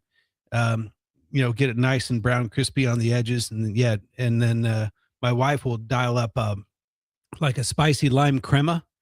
So sour cream, lime juice, and then what's that Mexican spice like they put on the tahini or elote. You can put elote in there too. Maybe a little smoked paprika, and and do that. Maybe some spicy slaw, and just mix all that together, and then put it in a tortilla and a beer like this. I think it'd be outstanding. More lime juice going on the shrimp tacos or in the beer? I'd say a little bit of both. But which one gets more? Which is more important? Well, you have one lime. Is it going with the beer? Or is it going with the tacos? One lime wedge. You only got one lime wedge. The last one on planet Earth. Then you split it 50-50. A little squeeze in the beer, like a little squeeze on the taco. Hey, or squeeze it on the taco, then you bite it, then you bite the line. Yeah, or just squeeze it on the taco and then take the rest of it and put it in the beer, and it's gonna have enough left over to give you some. You flavor. ever took your shrimp with a little bit of butter and probably put that beer in there, and then you put it? Oh yeah. I haven't, but that sounds good. Like the old saute type method. Oh yeah, just a little bit, right? With the butter. Oh yeah, man, that's making me hungry. With Kevin Meyer, Meyer's Cork and Bottle, here for Thirsty Thursday. Find him down at 13th and South. We'll be moving on to with the wine here, Kev. So this is a famous Napa Valley winery called Camus, and this is their venture into an area that's a lesser known appellation called Suisun, and it's where their family roots come from. So this winemaker's father is a guy by the name of Chuck Wagner, who put Camus Napa Valley Cabernet on the map. Their inaugural vintage was in 1978. And he was a kid, 19, 20 years old. His family was farming there. They had some livestock, but mostly they were farmers. Parents were getting sick of that. And they said, and he planted some grapevines and was dabbling in it, but not really serious. And they basically said, hey, we're moving to Las Vegas. So you can either come with us, or if you're serious about this wine thing, we'll cut you off, like 5-10 acres, and you can stay here, and that'll be our parting gift. So in 1978, as a 20-year-old kid, he had to decide, am I serious or am I not? And that's essentially how it got started. Now his kids are generational winemakers, and they're venturing out into this Suisun area, and they call this wine the Walking Fool. And the reason that they call it that is because their great grandfather, who basically immigrated to that area, didn't have any motorized vehicles and whatnot. So he was always on foot carrying water up the mountain from either, the Napa Valley floor or, wherever he was at, or, basically you just had to do stuff by hand, by foot, by whatever. And they say he earned the nickname, the Walking Fool. I don't know if that's necessarily true. That's sort of the fun thing about wine lore, is that a lot of it's made up, a lot of it's semi-truth, and a lot of it's apocryphal. True. Yeah, exactly. So, you sort of believe it or don't, or the truth probably lies somewhere in the middle, just like a lot of things in life. And so this is their red blend. And typically that means that it's going to be Cabernet, Merlot. This might even have some Petit Syrah, which is what Suisun is most famous for. It doesn't give us the actual blend, but Petit Syrah is an interesting grape, because for a long time the Californians thought it was Old Vine Syrah, and turns out it's not even related to Syrah at all. It's an Italian grape called Durif, and essentially in the areas that weren't delineated wine producing regions, that didn't have essentially the prestige or whatnot, a lot of the people just grew Durif to have as their everyday wine. And so, but what's interesting is that it's one of the few grape types that continues to produce wine quality fruit the older it gets. And so these vines sort of look like they were grown in Transylvania. They get these great big gnarly trunks on them, and they'll produce fewer clusters of grapes, and the berries are smaller, but the skins get really thick, so they can leave it on the vine longer. So it creates a more intense wine. And so, but this is going to be several different grape types all blended together. Yeah, that's dang good.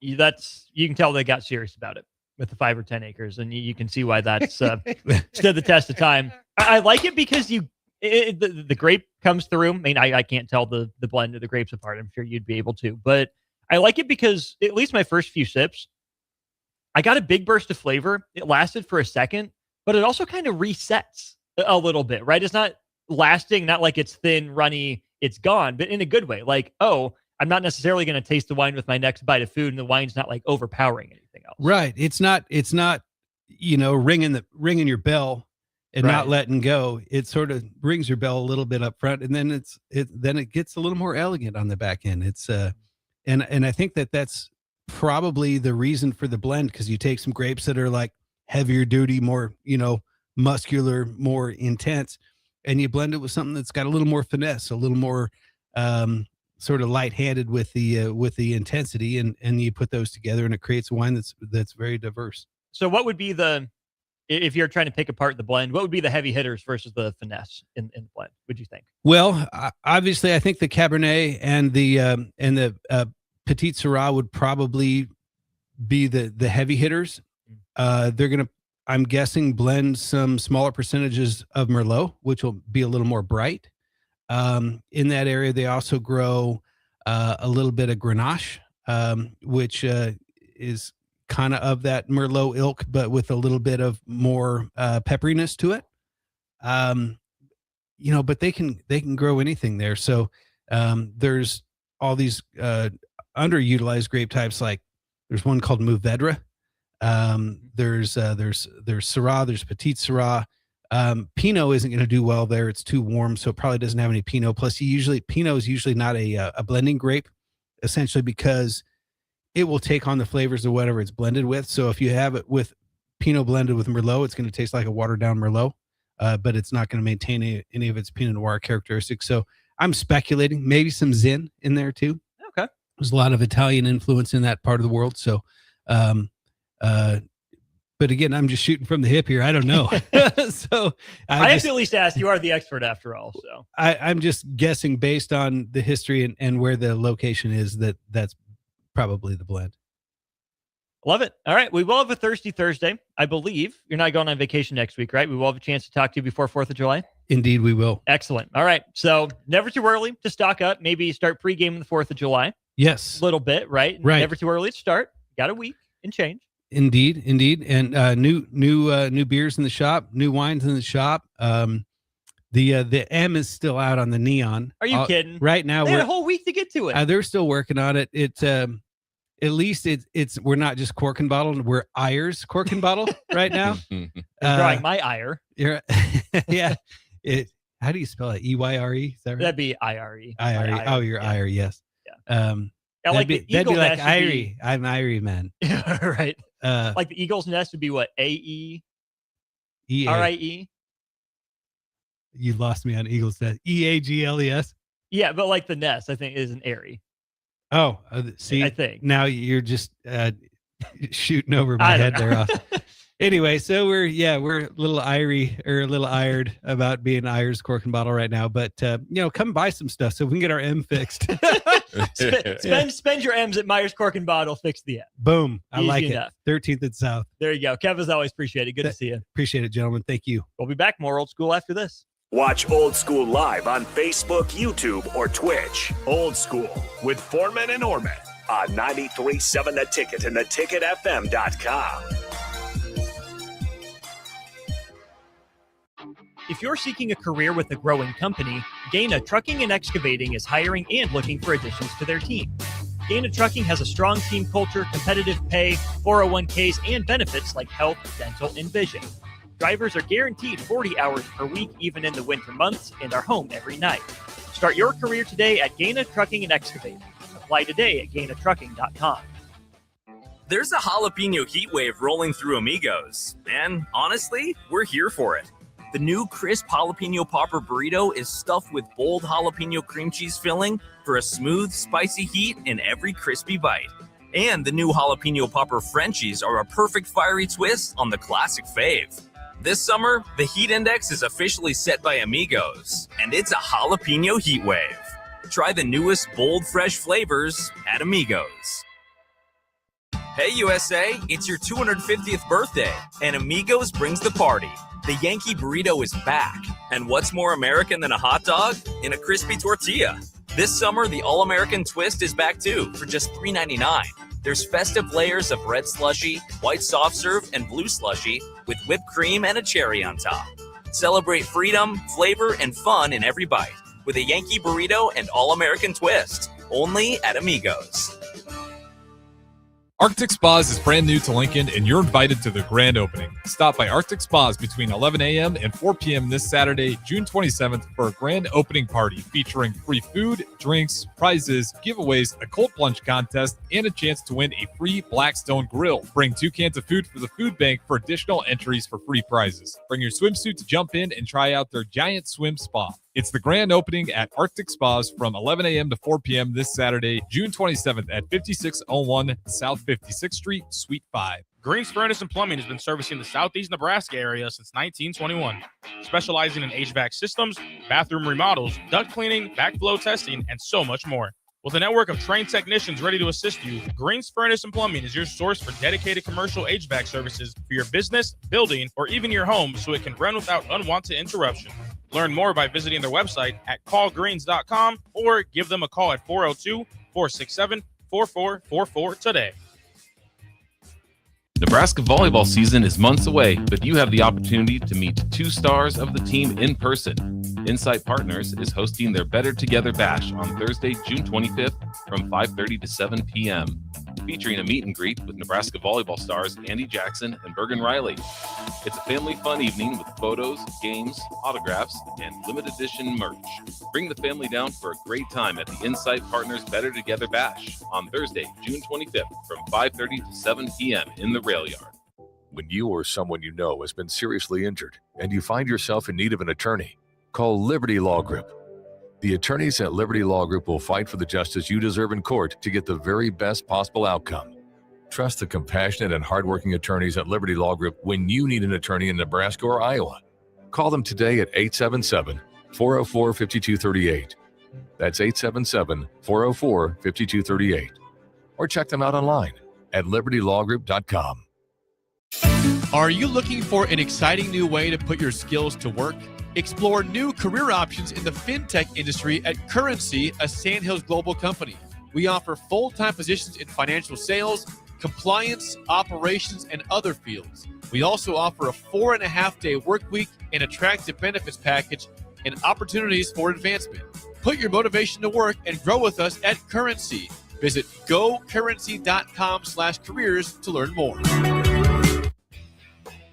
Select Plumbing and Utility has been serving Lincoln and the surrounding area for 14 years, and they're not slowing down. Select Plumbing and Utility handles all your plumbing needs from faucets and water heaters to full renovations, and they can even help with your heating and cooling needs. They're also Lincoln's underground experts, repairing and replacing broken underground water and sewer lines since day one. Contact Select Plumbing and Utility today at 402-560-6197, assuring excellence in every situation, opportunity, and challenge. That's 402-560-6197.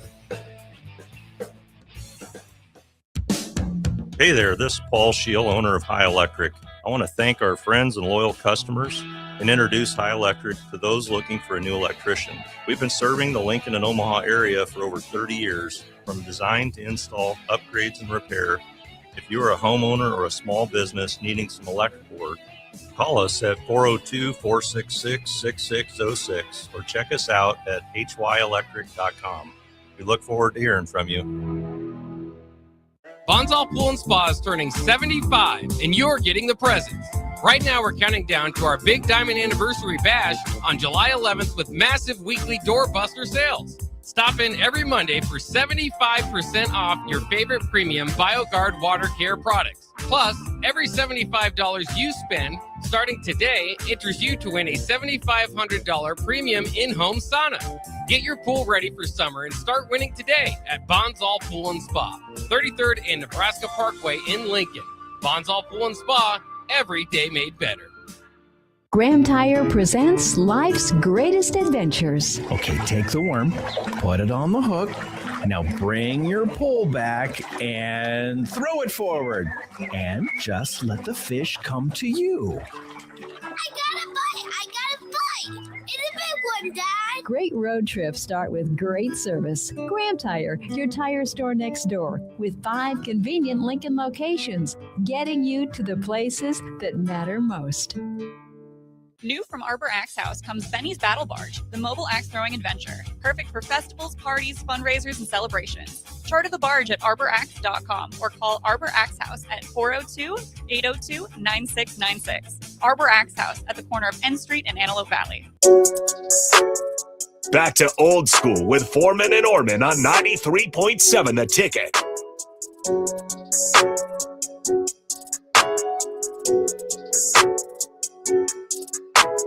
Big thanks to Kevin Meyer from Meyer's Pork and Bottle for coming in and dropping the knowledge on us. First segment of our 4 o'clock hour on Thursdays.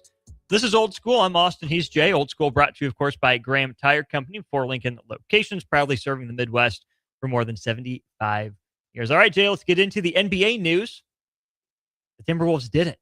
After years of pining, years of searching for a way to make it possible, they pull off the trade for LaMelo Ball. I know. I mean, it's great that look. I'll tell you like this. It's I'll tell you like this. So Anthony, there's probably a handful, not even a handful. There's a very limited amount or limited number of superstars in the NBA. Like Curry, LeBron, Durant, obviously Wemby, Joe. So it might be say like 25, 30. Anthony Edwards is one of those. Mm-hmm. LaMelo Ball is a star. But he is a descending star. Okay. In the sense of, I look at him kind of like, I think Luka's better, but it's the same thing. Are you going to do the things you need to do to win a championship? Because that's what Anthony Edwards ultimately is going to be judged upon. Yep. That's what he's going to make his future plans on. Can I win a championship? Now, obviously, Julius Randle needed to go, right? I don't even think Anthony Edwards had to say anything. He had to look at Finch. Finch looked at him, and you know how they both look at Connolly. Hey, you ever see that meme where it's they're at a coffee shop? There must be some movie. The older guy looks at him, they look at it, and they just tap their head. That was it. So just a look. Yeah. So, but I will say this: for years, ever since Conley, he was really good early, with then he got paid, and then he obviously got a little bit older, and that's fine. And he came back, gave a little bit of spark. But I think for the last few years, they really needed a true point guard, and LaMelo Ball doesn't fit a true point guard, but he does get 7 or so assists a game. He's a distributor. He'll make plays. He'll distribute, and he did a good job this year with the Charlotte Hornets. He dropped down his turnovers per game. What I do not like about him, I do think he plays better defense than people give him credit for. I don't think he's disciplined, but I think that's what Minnesota will do. Because when you got McDaniels and Edwards, you're going to D up with Rudy, and you have the French connection back there to help you. The one thing that I would like, and maybe this is playing with Anthony Edwards, will be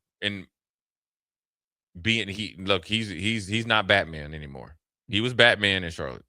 So now that 40% field goal percentage, that's got to be higher. That 37% 3-point percentage, that's got to be higher. Even though you and Knipple were going back and forth with the amount the who had the most 3-pointers made, that lets you know. Look, but who was creating them? Who was creating 93% of Knipple's threes were assisted. Right, that's great, and that's what you'd like to see, because the Timberwolves over the last year and a half, 2 years, have allowed or encouraged Anthony Edwards to shoot more threes. I think he's gotten better at shooting threes, right? And so I like it, the match. I like this move. I only love it if they find either a starting four or because they traded away their starting four, and Naz Reid was a big piece of that. So we got to find somebody to replace him. And obviously the guys that you would normally think that just come to my head are done playing because they're on TV now. I'm thinking about, one or both the Morris twins, right? Fits that mold. You think about a Al Horford type of guy, right? Yeah. You know what I mean? I'm telling that's or Al Horford himself. Still playing. He could give you some minutes, but you got to have somebody just in case, right? Because you want to make sure you save Al Horford for what? The playoffs. Yeah. So you need and I'm going to date myself now because I heard what they were talking about my boy Caleb Wilson, and I'm just going to double down. He's going to be the best player in the draft, all said and done. Paul Millsap type. That's what the Timberwolves need. Okay. To pair with the Rudy Gobert. Joshua Jefferson would have been an interesting that ad would have for been them. Great, or somebody like that. And then also I think they need to try to find a backup big or center to Gobert that has different skill sets than him, more offensive oriented. Right? Yep. Because that's where Naz Reid, you could put him in there and you don't lose any scoring punch, and he's good enough defensively and rebounding. That's it. You'd like to see him more physical, but he was the corner 3 king. Excuse you, I'm right here. What? My show. Oh, I know it's your show, but Naz, for a big man, he was camping out in the corner. He was shooting, and he was Steph Curry in it sometimes, shooting and heading on down the court. That's what I meant. So I like the moves for the Timberwolves. I think now that their profile is up. I like the 3 with McDaniels and Edwards and obviously Ball. I think McDaniels has improved drastically offensively. I think this was a big part of his, growth this year.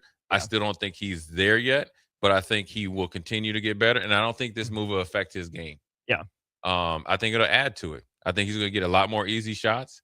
I think he's going to be able to be a more explosive player. I think it's going to expand his role overall.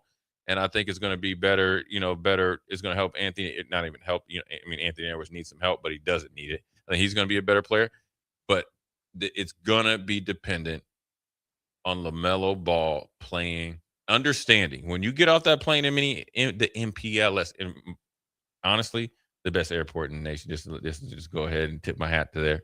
Even though they need to do a little bit about getting in and out, but it's still the best airport. If you get stuck in Minneapolis, you're chilling. Yeah, it's great. They got a nice little hotel there. And I tried caramel M&Ms for the first time in the Minneapolis airport. They have. Listen, I know they are ready for people to get snowed in. Okay, they got bigger seats in the newer part and everything, and they got plenty of places. They got a gourmet place where they'll fix it in front of you. They got all types of stuff. I like it for the Timberwolves. I really like that they were proactive. Look, the way the Timberwolves have approached this, right? They recognized and realized Julius Randle needed to go. And they get like a $33 million trade exception Right, out of it. which is It's a bunch of money. Right. And then you say, okay, we got rid of the guy in the locker room for whatever. I don't know what happened because it seemed like I was excited, right? But it seemed like he became immature going to Minnesota. Yeah. And Karl Anthony Towns goes to New York and becomes more mature. Grows up. Crazy. And then so you get him out of the locker room. And then you get essentially, wouldn't say everybody, obviously, if he was guaranteed to be a lottery pick, but you got lottery pick potential and talent there, or bottom of the lottery pick, for sure, legit top 22 first round pick talent in the second pick in the second round, in the second coming of the Slim Reaper and Evans. So now you get one of the best shooters in the draft, right? And one of the best. Oh, yeah. Oh, he fits right in. To go with LaMelo, to go with Ant. But he fits right in that locker room. And also, yeah. more importantly, the thing I like about Evans is, now granted, I've been able to watch him in high school, but the thing I like about him is he went to Duke. He's never really been able to really get loose, right? He was a bench guy, bit guy as a freshman, Right. and then he was a clear second option behind Boozer this year. Definitely took strides, Right. but was Take still strides. not the guy. I think he's gonna be a way better pro. I think his game is gonna grow. Kind of like one of those Kentucky guards. Yes, and so so that's a great move by them.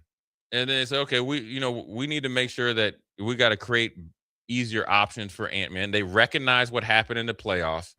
Everybody started double teaming him as soon as he came over half court. Okay, well, guess what? We get a guy that they definitely ain't going to double team. So if you double team Ant-Man, homeboy going to light you up from threes. You double team him, it's straight highlight reel. So they remedied that, but they understood. I like the gamble. They say, okay, we have to make sure our franchise and superstar player doesn't get worn down. And that's where you saw some of the physical ailments, but then also his productivity, right? We're going to remedy that. We saw growth in Rudy Gobert this year. I do. I think he played better this year, right? Offensively, he looked like then defensively, he was better, especially in pick and roll Which is hard to do, but in pick and roll situations, he wasn't as anemic defensively as we've seen against Luka and them. So he got better. Then the maturation and growth of Jaden Daniels. And then they signed back homeboy from Illinois. So maybe that's what they're going to roll with, one big and kind of four. You're going to have to get another four somewhere. But that's going to be in this free agency period, is that they got to get somebody like that. And then, but I like the starting lineup is set. So I like it. LaMelo Ball, Edwards, McDaniels, Rudy Gobert, and then what's his name from Illinois? What's his Dosunmu. Yep. Yeah, I was gonna say ISO, but it's Dosunmu. Ayo Dosunmu. Yeah. Yep. Some of the options for power forwards that as of now are set to hit the market in free agency: John Collins, Kristaps Porzingis, Tobias Harris, Rui Hachimura, Jonathan Kuminga. I'm going Kristaps Porzingis, and I'm going. I like Rui. You do like Rui. A little bit different. Hachimura, you thought I'm a scorer. Well, I like him. Rui Hachimura, you thought I'm a scorer. A lower usage, less attitudinal Randall. Yeah. They fill a similar role. Yeah. I think Randall's better at bully ball. Yep. But that's fine. You got Ant-Man for that. Some stuff from John Krasinski, who covers the Timberwolves for The Athletic. One of his Wolves sources said he's going to make everybody better. That was the thing that was missing. The Wolves have been trying to get LaMelo Ball for 2 years. They paid a price with Nas, but there's elation throughout the building about pairing Melo and Anthony Edwards. Here's the thing, Jay. The next tweet from John Krasinski is this. The Wolves did have discussions with the Celtics on Jaylen Brown. Oh, I know. But they saw LaMelo Ball as fitting more of what they needed for likely less compensation going out. It's Naz Reid, 3 first-round swaps and 3 second-round swaps, I believe is what it ends up being. I saw that. And Jaylen Brown pretty clearly a better player. That's what I was just more about to ask you. consistently, but LaMelo Ball probably fills a better role. So Anthony Edwards can stay off ball and hunt his shot a little bit more, as opposed to being the primary playmaker for everyone, which he's good at. I think sometimes you have to make those decisions, because I would say, okay, if you bring in Brown, so that means you probably get rid of McDaniels.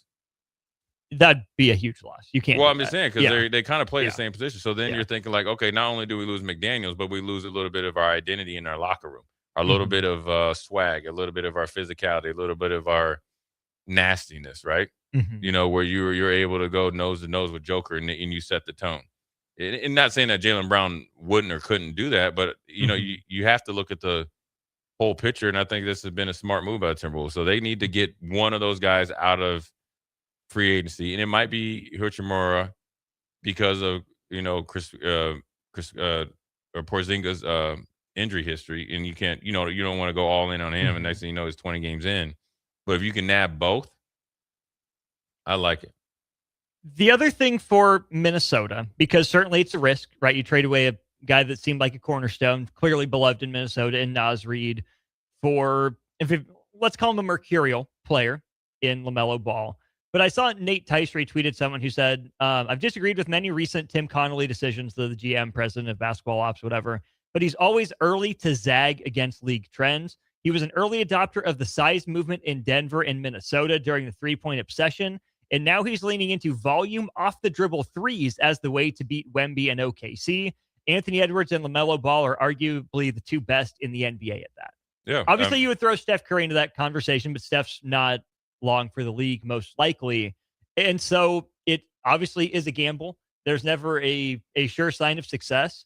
But Anthony Edwards has really improved his shooting since Georgia. LaMelo has been known for the deep off-the-dribble threes. Obviously, second in the league and made threes last year.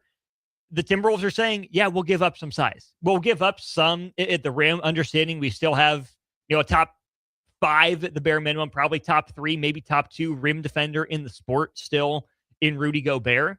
We're going to get athletic on the wings. We're going to get shooting. We're going to say our 2 primary ball handlers. We will take our chances with Stephon Castle, with Shai Gilgeous-Alexander, with Alex Caruso, with, Devin Vassell, et cetera, as opposed to taking our chances with Wemby, because we'll take our guys' offensive talent over their defensive on the perimeter. I like it. I mean, because everybody's going to try to, every league goes in trends, right? Whether it's football, when, Tampa Bay won and then went to the cover 2 and New England went 3-4, and everybody wants to do 3-4, so forth and so on. So I like it. You're trying to do a little bit of opposite, because I think you believe that much in Anthony Edwards. And I think they saw just the little, thing that they needed to get over the hump this year. And so instead of trying to go size for size, player for player against, an alien, and then obviously, the young cast and crew with the San Antonio, let's say, okay, well, how much better can we, or how much easier can we make it for Anthony Edwards to be more dominant? Yeah. Well, what does he really need? What was actually causing some of the offensive difficulties, for us to get blown out of, these last few games, and we weren't able to get going offensively? But what happened when we were going offensively against San Antonio? Boom, comes into LaMelo. Now we trust that McDaniels is going to get even better, right? The confidence that he got coming out. It's kind of like what the one that Anthony Edwards got that first year they lost to Denver and came back the next year. And then you got Rudy Gobert that's, obviously you're going to be stalwart defensively. And so now it comes down to filling out the rest of the roster that plays those pieces. So you got Uso, you believe in him. I think the playoff series really helped him get paid. And they probably, need to find what they're going to do with Shannon and everything else, because he went from not playing, and he was a star in the game. You got to probably put him maybe in Uso's old role. You got to see him improve. And then you bring in Slim Reaper and all that. And then if you are able to get one of those guys at that list at power forward, and they play the role, whether John Collins, I like it because he could, rim run and all that stuff. And he can spread the floor a little bit, right? Yeah. He can almost kind of go like with Naz Reid, maybe not as a blood, you know what I'm saying? Different. And him on a competitive team is probably different. Right. And you get rejuvenated best years. I like it. Knows how to play in the West. You feel comfortable with him. So they got to make a couple more moves to really solidify down there underneath the rim, and then they're going to be right back at it. Yeah, Mr. Worldwide in Fallbrook, hope we kind of answered your statement there and talked through it and around it in the course of that conversation. D-Man, appreciate your text. Cruz, thanks for texting in as well. 2145 says, never forget Anthony Edwards' best quote. Yeah, they got Kevin Durant, but we got Jaden McDaniels. Legendary. Yeah. And we got Ant-Man. He got Ant-Man. That's the Minnesota side of the trade. Jay, we know you have ties back to Charlotte as well. Let's talk through this decision from the Hornets side of things. I told you about this last year, didn't I, about the draft? You kind of didn't believe it. I'm in the presence of a prophet. If you guys aren't listening, you're not paying attention, start now. You've been warned. You've seen the signs. This is like the 8th time. Listen to the prophet sitting to my left, or you're right if you're watching on stream. I called it last year. When you bring in somebody like Knipple from Duke, Things are changing. I'm tired of your act, buddy. The time is ticking. Mikal Bridges has got on the up and up. And then I'm telling you, we'll go to break. Once that car crash happened and the way he handled it, goodbye, Irene. Jordan Addison now has competition, not the way he wanted. All right, we'll go to break. Charlotte's side of this trade to wrap up hour 2. You're listening to Old School with Jay Foreman and Austin Orman. Download the mobile app and listen wherever you are on 93.7 The Ticket and theticketfm.com. Graham Tire presents life's greatest adventures. Okay, take the worm, put it on the hook. Now bring your pole back and throw it forward. And just let the fish come to you. I got a bite! It's a big one, Dad! Great road trips start with great service. Graham Tire, your tire store next door, with 5 convenient Lincoln locations, getting you to the places that matter most. Are you looking for an exciting new way to put your skills to work? Explore new career options in the fintech industry at Currency, a Sandhills global company. We offer full-time positions in financial sales, compliance, operations, and other fields. We also offer a 4.5-day work week, an attractive benefits package, and opportunities for advancement. Put your motivation to work and grow with us at Currency. Visit gocurrency.com/careers to learn more. Hey, Nebraska sports fans. This summer, professional tennis returns to Lincoln. Watch rising stars of the ATP Tour compete for over $100,000 in prize money for the 2026 Lincoln Challenger from July 12th to the 19th at the Sid and Hazel Dillon Tennis Center. Witness top tennis pros compete right here in Lincoln and experience tennis close-up like never before. To purchase tickets or to sign up for volunteer opportunities, please visit www.lincolnchallenger.com. Not just a stop, a stage. Lincoln Challenger 2026.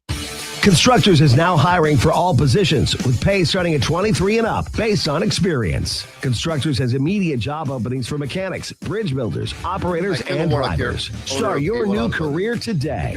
Constructors offer great pay, health, dental, and vision, paid time off, paid holidays, and so much more. Join the crew today and be a part of Nebraska's oldest paving company dating back to 1908. For a complete list of openings and to apply online, visit constructorslincoln.com.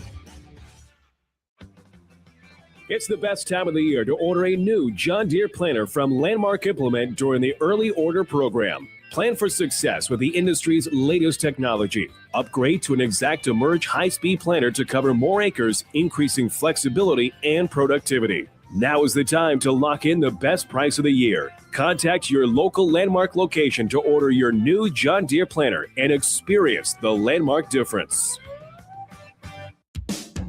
Hey there, this is Paul Scheel, owner of High Electric.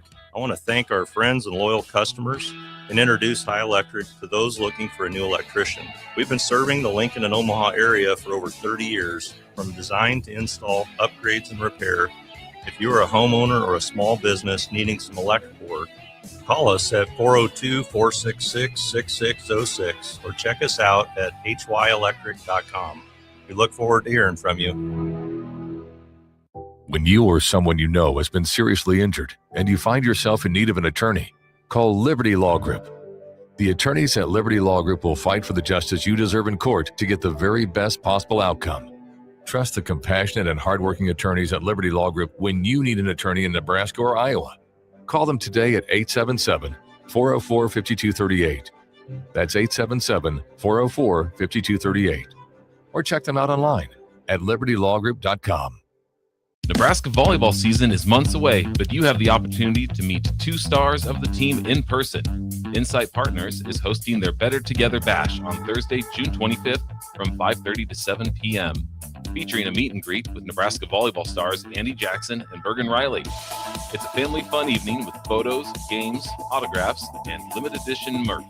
Bring the family down for a great time at the Insight Partners Better Together Bash on Thursday, June 25th from 5:30 to 7 p.m. in the Rail Yard.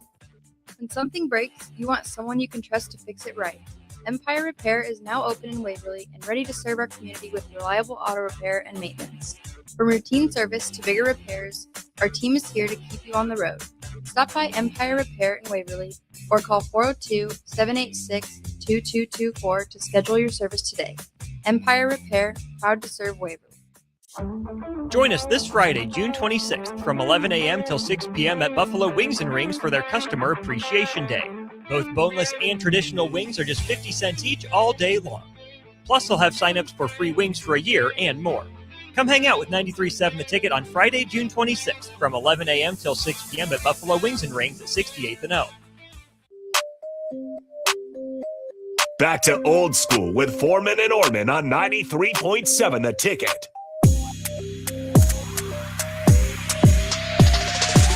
That's right, wrapping up hour 2 of Old School. Austin and Jay with you. Big thanks to the folks at Schwezo Construction for their sponsorship of Old School. At Schwezo Construction, safety isn't just a policy, it's a promise. Schwezo is hiring skilled craftsmen, laborers, concrete workers, and steel erectors who value quality work and a team that has your back both on and off the job site. Apply today at Schwezo.com. 40-plus years strong in business. Schwezo Construction. All right, Jay. Charlotte side of the trade. They trade away a guy that they kind of had fall to them maybe in the NBA draft a handful of years ago. It was between LaMelo Ball and James Wiseman, most likely for the Golden State Warriors. LaMelo Ball slips then to the Charlotte Hornets, who get what seems on the one hand to be a bit of a king's ransom for LaMelo Ball. Naz Reid, and then 6 different picks or swaps, including 3 of them in the first round. They add Naz Reid to a core that shot a bunch of threes last year, maybe struggled a little bit in the front court, but now it's Knipple, Brandon Miller comes to mind, Mo Diabate comes to mind.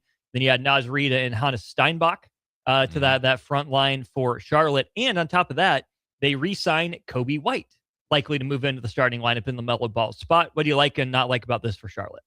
Well, number one, I like the way Kobe White has continued to fight to, continue to improve his career. And I think he found it. I think that North Carolina connection has really helped him out. Really had to overcome where he went to college, but he's made it work for him. Yeah, and with the Bulls, he kind of had high expectations, and obviously, like a typical North Carolina Tar Heel, kind of took a little time for it to get going. But I think that his maturation and his stability has allowed this trade to go through. And this is where for them, I think they get, even though he's not a real big. Like we're thinking, like we just talked about Gobert and obviously Joker, but I think Naz Reid gives them a lot of flexibility, so you don't have to, just throw Steinbach out there. And then also, I think you don't have to take Miller and put him in physical harm, trying to have him play, aka like the dunker position or something like that. And then with Knipple, I think everybody knew he was good, right? But I don't think everybody knew or projected he'd be this good. And he's got to validate. To be fair, he's got to validate. It'll be interesting to see how he plays without Ball. Obviously, the Ball was doing a really good job of highlighting his skill set. But I think I like what Charlotte is doing, and they've been able to kind of turn the page. And now their franchise player and LaMelo Ball is gone by pay grade is Bridges. But I think it's a new version of Bridges, considering that they supported him through some of his off the court stuff that really were strung out by the process and some of the other factors into it. But so I think when you look at him and you look at Knipple and you look at Miller, that's the cornerstone. And I said it last year. When you draft a player like Knipple or a player from Duke, or it doesn't matter where he's from, right, or what college he went, but just where he's buttoned up, he's a pro's pro. He's came in and took people's spot, and then obviously he is a hard worker, very productive, kind of like Cooper Flagg, right? I mean, no different. The aura in the building and around, like the players in the practice facility changes. So then it just changed. It was an identity change, and it was overnight. And I don't think LaMelo Ball really knew it, even though he played better this year. But I think he played better knowing this is his last year. He's off the kind court. of a contract year sort of thing. Yeah, because he's got 3 years left, but he knew that, okay, I have to, in order for me to go to a good landing spot, which he did, I have to play well. I have to get better. Turnover ratio went down. Obviously, he hit a lot of threes, but then also he was a better assister this year as well. So I like what they're doing. They still have Kalkbrenner. I think he played well for him at times last year. Not bad for a Creighton guy, again, overcoming where he went to college. I like their roster. I don't think they're going to make much noise, but I think quietly they'll be in that 6th, 7th, 8th spot, which is great for them. It's great for Charlotte. I think, losing Ball will hurt a little bit, but I think they have some good young pieces. So they need Brandon Miller to play well and continue to mature. And then obviously they need Knipple to play really, really well next year as well. Couple different things that stood out to me from the social media reaction to this. Basketball University tweets a more LaMelo-centric take. Hornets must have thought very lowly of LaMelo's ability to be the building block of the franchise, either leadership-wise, the medicals, or both. Feels like insider trading, shipping him out the moment he had regained value. One unprotected plus Nas feels real light, though. Quick note on that draft capital that they have available to them. They hold their own first-round picks. Don't have any that they owed anyone else. Mavs 27 first, Heat 27 first. Worst of Jazz, Cavs, Wolves in 29, and then swap rights with the Wolves in 28, 29, 30, and Wolves in 33. So they have a bunch of picks that they'll be able to trade if they want to go star hunting. But back to that first tweet, Jay. How much of this do you think was a referendum on the LaMelo Ball? I think it was. I think the drafting of, and you've seen the maturity, along with Brandon Miller first, right? Mm-hmm. As you saw him start to mature, and they're like, well, he just coming in the league. He had a little bit of mishap, obviously coming out of college. Mm-hmm. He, that's the thing that woke him up, and now he obviously progressed. He's very mature, right? Mm-hmm. Great teammate. When you start to read about him, right? And then you draft Knipple. Yeah. And then that had to be the first shot over the bow for LaMelo Ball. And everything was going well. There was some friction between him and the head coach. It was like I'd rather not play him, but I have to play him.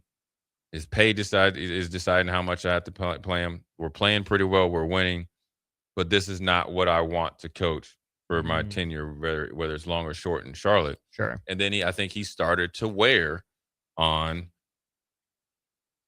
everybody in the city. You saw some of the things when he's leaving games and almost running people. Him behind, all that type of stuff when you're a franchise player. Imagine you're a franchise quarterback and you're doing that type of stuff. Not happening. And then, so you had multiple times, I'm telling you this right now, there was multiple times with him leaving games and how he's going down Trade Street, which is in Charlotte, right after the stadium, and almost hitting people, and how he's leaving those games, burning out and all that, right? Yeah. Not signing autographs and all this other stuff, along with stuff that's going day to day. And then obviously everybody saw the accident and how you handled that. Mm-hmm. With the goal to be just, hey, come pick me up. I'll just leave the car and somebody else will take care of it. Mm-hmm. That's not what they want to be the face of the franchise. And you have to also think this is not just a in the moment decision. You go back to some of the things that's happened around the Hornets in the city of Charlotte. They've trying to clean up that image.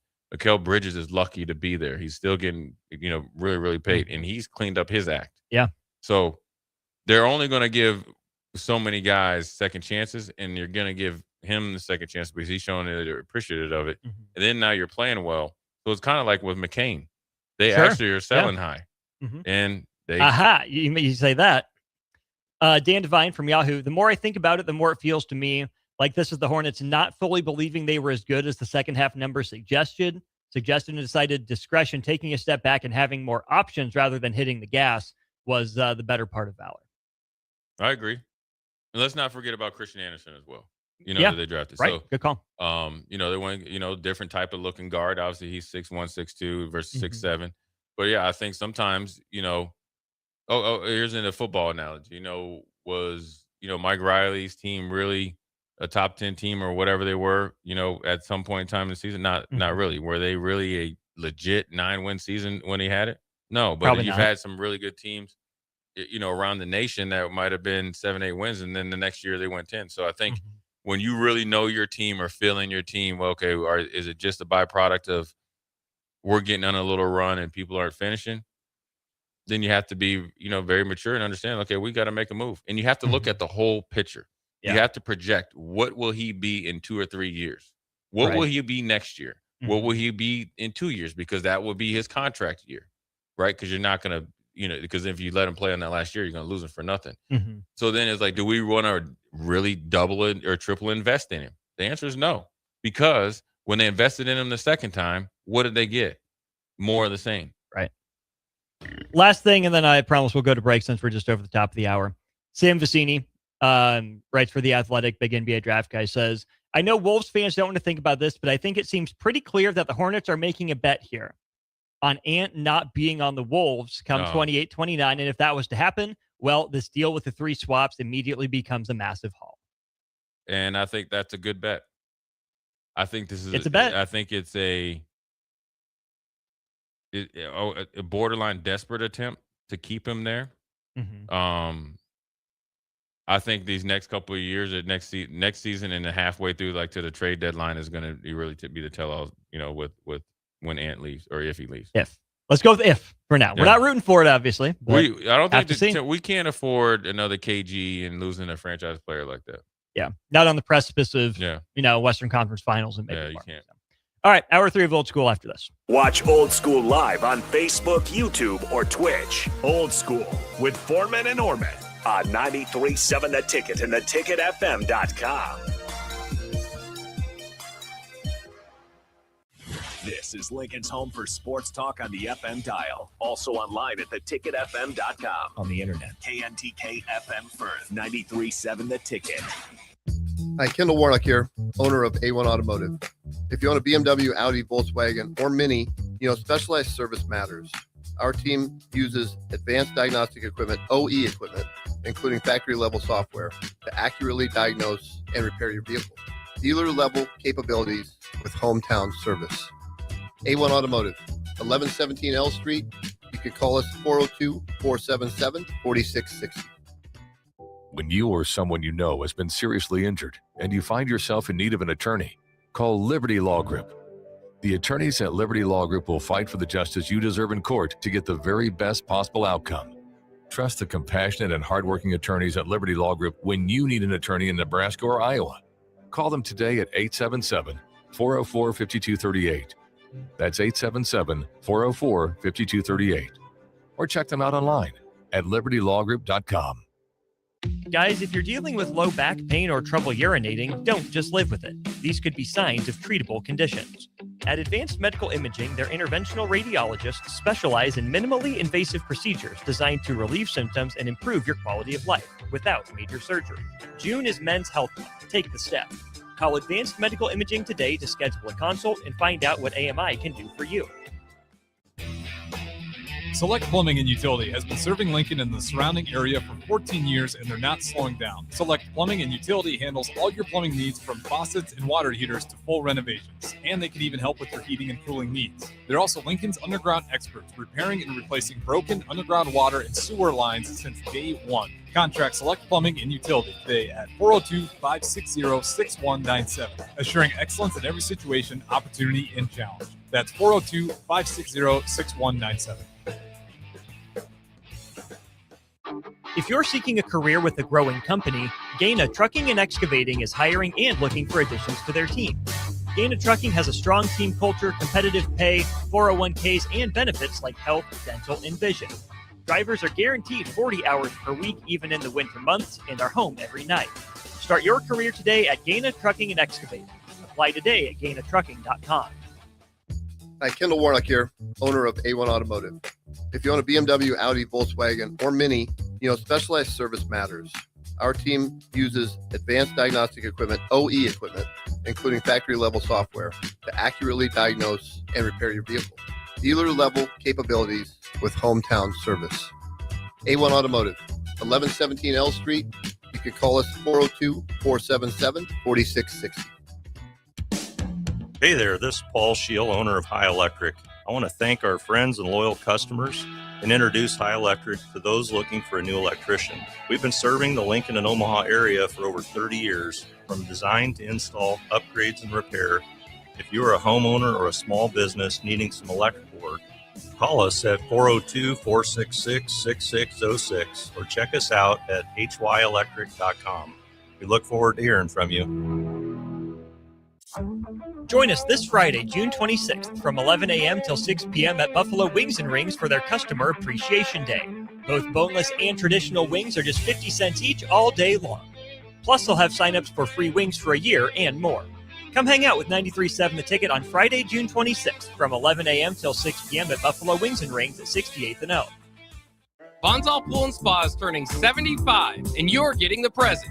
Right now, we're counting down to our Big Diamond Anniversary Bash on July 11th with massive weekly doorbuster sales. Stop in every Monday for 75% off your favorite premium BioGuard water care products. Plus, every $75 you spend Starting today, enters you to win a $7,500 premium in-home sauna. Get your pool ready for summer and start winning today at Bonsall Pool and Spa, 33rd and Nebraska Parkway in Lincoln. Bonsall Pool and Spa, every day made better. Are you looking for a fresh new hangout spot? Let me tell you about Liquid Assets Sports Bar, where Mondays mean new weekly drink and food features. With 23 taps, a full lineup of cans and bottles, and 40 TVs blasting every sports package out there, you'll never worry about missing a play. Savor high-end spirits at their stylish back shelf bar, enjoy a healthy, family-friendly menu, and catch all your favorite teams every day. Doors open daily at 11 a.m. Liquid Assets, located on 2755 Jamie Lane in South Lincoln. Coming at you live from the heart of downtown Lincoln, this is Old School with Foreman and Orman. Nebraska Football Hall of Famer Jay Foreman. Here's Coy Detmer dropping straight back in the pocket. Rifles a pass. It was tipped. It's picked off by Foreman. He's at the 15, 10, 5. He'll score! Foreman got it, and it's touchdown Huskers. Black shirts answer the call one more time. And Austin Orman. Old School with Foreman and Orman is sponsored by Graham Tire Company of Lincoln, your tire store next door with 4 Lincoln locations. Old School with Foreman and Orman on 93.7 The Ticket and theticketfm.com.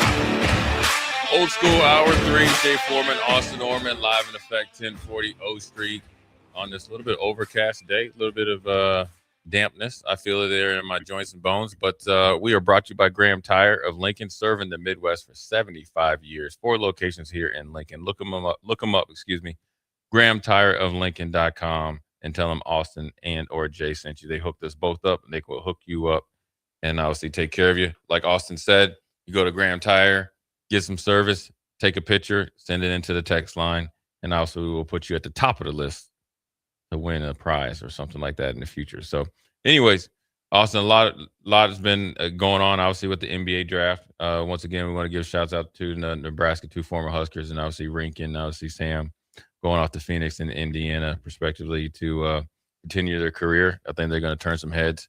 And obviously, I think it's really good for the Nebraska's program, considering that you got at least one NBA draft pick still on your roster, and we'll see what everybody else develops into in the future in the 5-for-5 as well. Mm-hmm. Austin, what's crazy is that after we talked about the 5-for-5 yesterday, but then it was the second round of the NBA draft, and obviously the first round before that, it kind of went under their radar. You know what I'm saying? Like it just didn't get as much publicity as I would thought, because I think it changes the landscape of college football once again. The funny thing about it, I saw just a little clip of Sean Callahan it must have been on some sort of podcast or something, and they were talking about the situation with Dylan Raiola and what would have happened if the mutual decision of them in Nebraska decided to part ways, and you have that 5th-year option, and what could have possibly done, and was it what was the 2 years like? How does this affect Nebraska moving forward? Calandra and Trey Taylor is an interesting take, considering that they looked at him in Oregon, him in Nebraska, and once again, I think look, man, I understand the business of this football. Like every player that you come in and you replace somebody, you're the best, and the last person that was here that was crappy. And sure, a lot of it was said about Dylan taking ownership of getting his body to where it can not be a deterrent for him being mobile, because they pointed out that in the beginning of the season he was more fluid and more mobile versus in the middle up into the season, up until when he got hurt. Mm-hmm.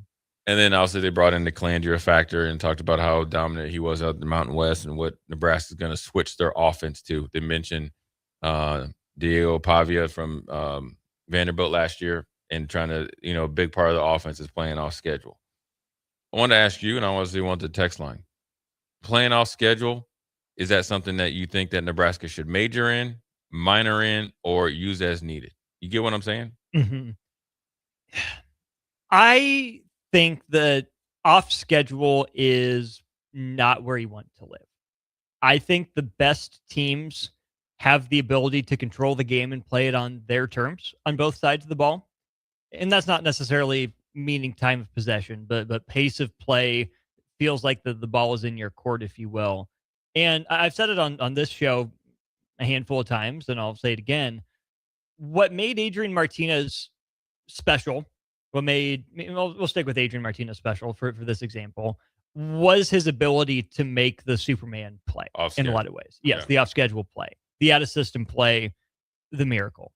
What wore Adrian Martinez down by the end of games, what held him back from being more consistent, was the lack of being able to stay on schedule. And that's not all on Adrian, right? I'm not trying to pin that all on his shoulders. But if Nebraska is playing off schedule consistently, number one, I think we need to define what exactly we're talking about. But number two, I think if Nebraska's offense is playing off schedule, it means the offensive line probably didn't gel or mesh the way you wanted necessarily. The running backs didn't come along, and the wide receivers are in tight ends, pass catching group is probably not getting the separation that you want. I still think that the majority of an offense's plays need to happen on schedule, because if all you're trying to do is make a living in off schedule plays, you're inviting havoc, you're inviting chaos, you're inviting things that are out of your control. And the example I'll go to, and I'm not at all trying to compare Calandria here, but Aaron Rodgers doesn't live off schedule.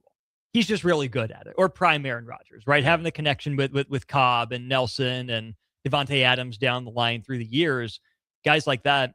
The receivers learned after a while what it was like to play off schedule with Aaron Rodgers. 1, 2, it was 2.5, 3. Yeah. They had a plan for it. And I would love it if Nebraska has a plan for, hey, Calandria is flush to the right on this concept. Here's what you do. Hey, we're flush to the left on this concept. Here's what you do. Here's what he likes to do. Here's how you make it work with him. Have a plan for off schedule, which I know sounds really contradictory, but I think, like you said with Rodgers, there can be something to it. But if Nebraska is living off schedule, that's even worse than like the Bruce Arians, deep ball, no risk it, no biscuit. Yeah. That's not inviting chaos. That's taking your chances with essentially football's version of 3-point variance in some ways. It's great that Nebraska has a quarterback again who you'd like to think can be more consistent off schedule, pick up, 3 yards on a scramble instead of having to throw the ball away or force something. Maybe he's willing to take some risks that pay off and some that won't. But I don't think Nebraska can live off schedule to get back to, let's even call it 8 or 9 wins. Yeah. Yeah. I mean, I think that, and I think if they're really like looking at off schedule, just going off what Callahan said, if they're really looking at what made Vanderbilt dangerous over the last couple of years, right? It's not just run around and playing backyard football, right? It is actually, you have an athlete that's able to have enough awareness, pocket awareness, and obviously can make decisions on the run. And then you have receivers in kind of the principles of what to do, right? If you're on the play side where he's rolling out to, this is kind of like the 2 routes that you do. And then if you're backside or in the middle, this is what you have to do, right? So that it's essentially moving a play in the moment kind of adjustment and checks. And so then you're trying to then you really, really believe in the decision making of your quarterback and your receivers and the connections there. And I think the version of off schedule, I don't think it's something that they'll major in. I think it's something that they'll feel comfortable in, because I think it plays to the strengths of Calandria. But I look at it like, you mentioned some guys that, you mentioned Adrian and all that. I think when I look at it, and obviously Aaron Rodgers, the big thing that he would do with like Jordy Nelson, those guys, and Devontae Adams, they're going over the top because the safety had come up and all that. And they were very detailed and had rules about it. If the safety was in the middle of the field, then he would cut it short. If he was short, he's going over top. If he's kind of playing over way over the top on you, like on your, like from your hash over, then they were trying to hit that skinny post in between the safeties. They had principles with it. Sure. But I look at it like, if you can get Calandria, and this is based on the offensive line plan, like, they're supposed to, and the running back by committee plays like they're supposed to, if you could get prime Russell Wilson. That's a high bar, Jay. Well, now look, you just said Aaron Rodgers. I said Russell Wilson. I'm saying. Well, I didn't say Calandria has that ability. I was using that as an example. That's my example. I'm saying Russell Wilson, when he was off schedule, when he was in Seattle at his prime, was flat out a problem, because he was breaking the pocket to pass and then killing you with the run. And then when you thought he was running, he was destroying your heart with the pass. With one of the best, touched deep balls maybe ever in NFL history. And so you have to have that skill set, right? But but I think that version of off schedule kind of fits my eye because it fits winning football in the Big Ten. It fits winning football in any conference, right? And also it spread the wealth too. That means you can see maybe hopefully more production. Say Carter Nelson finds a way to get in there. Obviously, I think Lindenmeyer could be that outlet that could be a volume catcher, right? You're not yards per catch, but the number of catches. Well, the backbreakers. Yeah. The first downs. You need 6, he gets you 7. You need 8, he gets you 12. You have him flushed along the sideline and threads the needle. Right. Whatever. And then when you can really hit him off of the play action because you're able to get some downhill runs or something like that, obviously you can get behind the second level. So that's the version I like. Versus I was gonna say that Johnny Manziel, but I was like Johnny Manziel was pretty dominant. Well, it looks different than like the Trey Taylor 7-on-7 touchdown we saw from that camp. Yeah, that's a miracle. You can't bank on that. No, you can't build an offense around that. I want the off schedule that you can see from game 1 to game 12. That's the easiest way I can answer that. You get what I'm saying? Yeah. Now look, you'll be able to, in how you approach the season, and this all depends on how good Nebraska is compared to. Look, Ohio ain't gonna be no punk. Yep. Ohio's not coming here from Athens, Ohio to get just ran over. I know the coach had a little mishap, or what? Not a little, but he had a mishap that kind of changed it. But then they just kind of, the identity is in that program all the way from Frank Solich. And so that's your first game. So this isn't, I was going to say in these first 3 games, it's like you can try stuff out, but you got to beat these guys.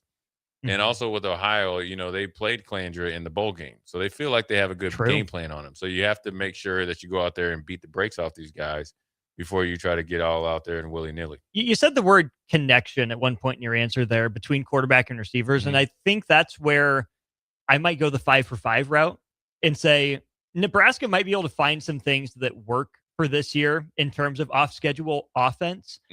But I wonder how much of that will be planned or guys knowing the rules, the principles, and sticking to them versus, oh, hey, this worked.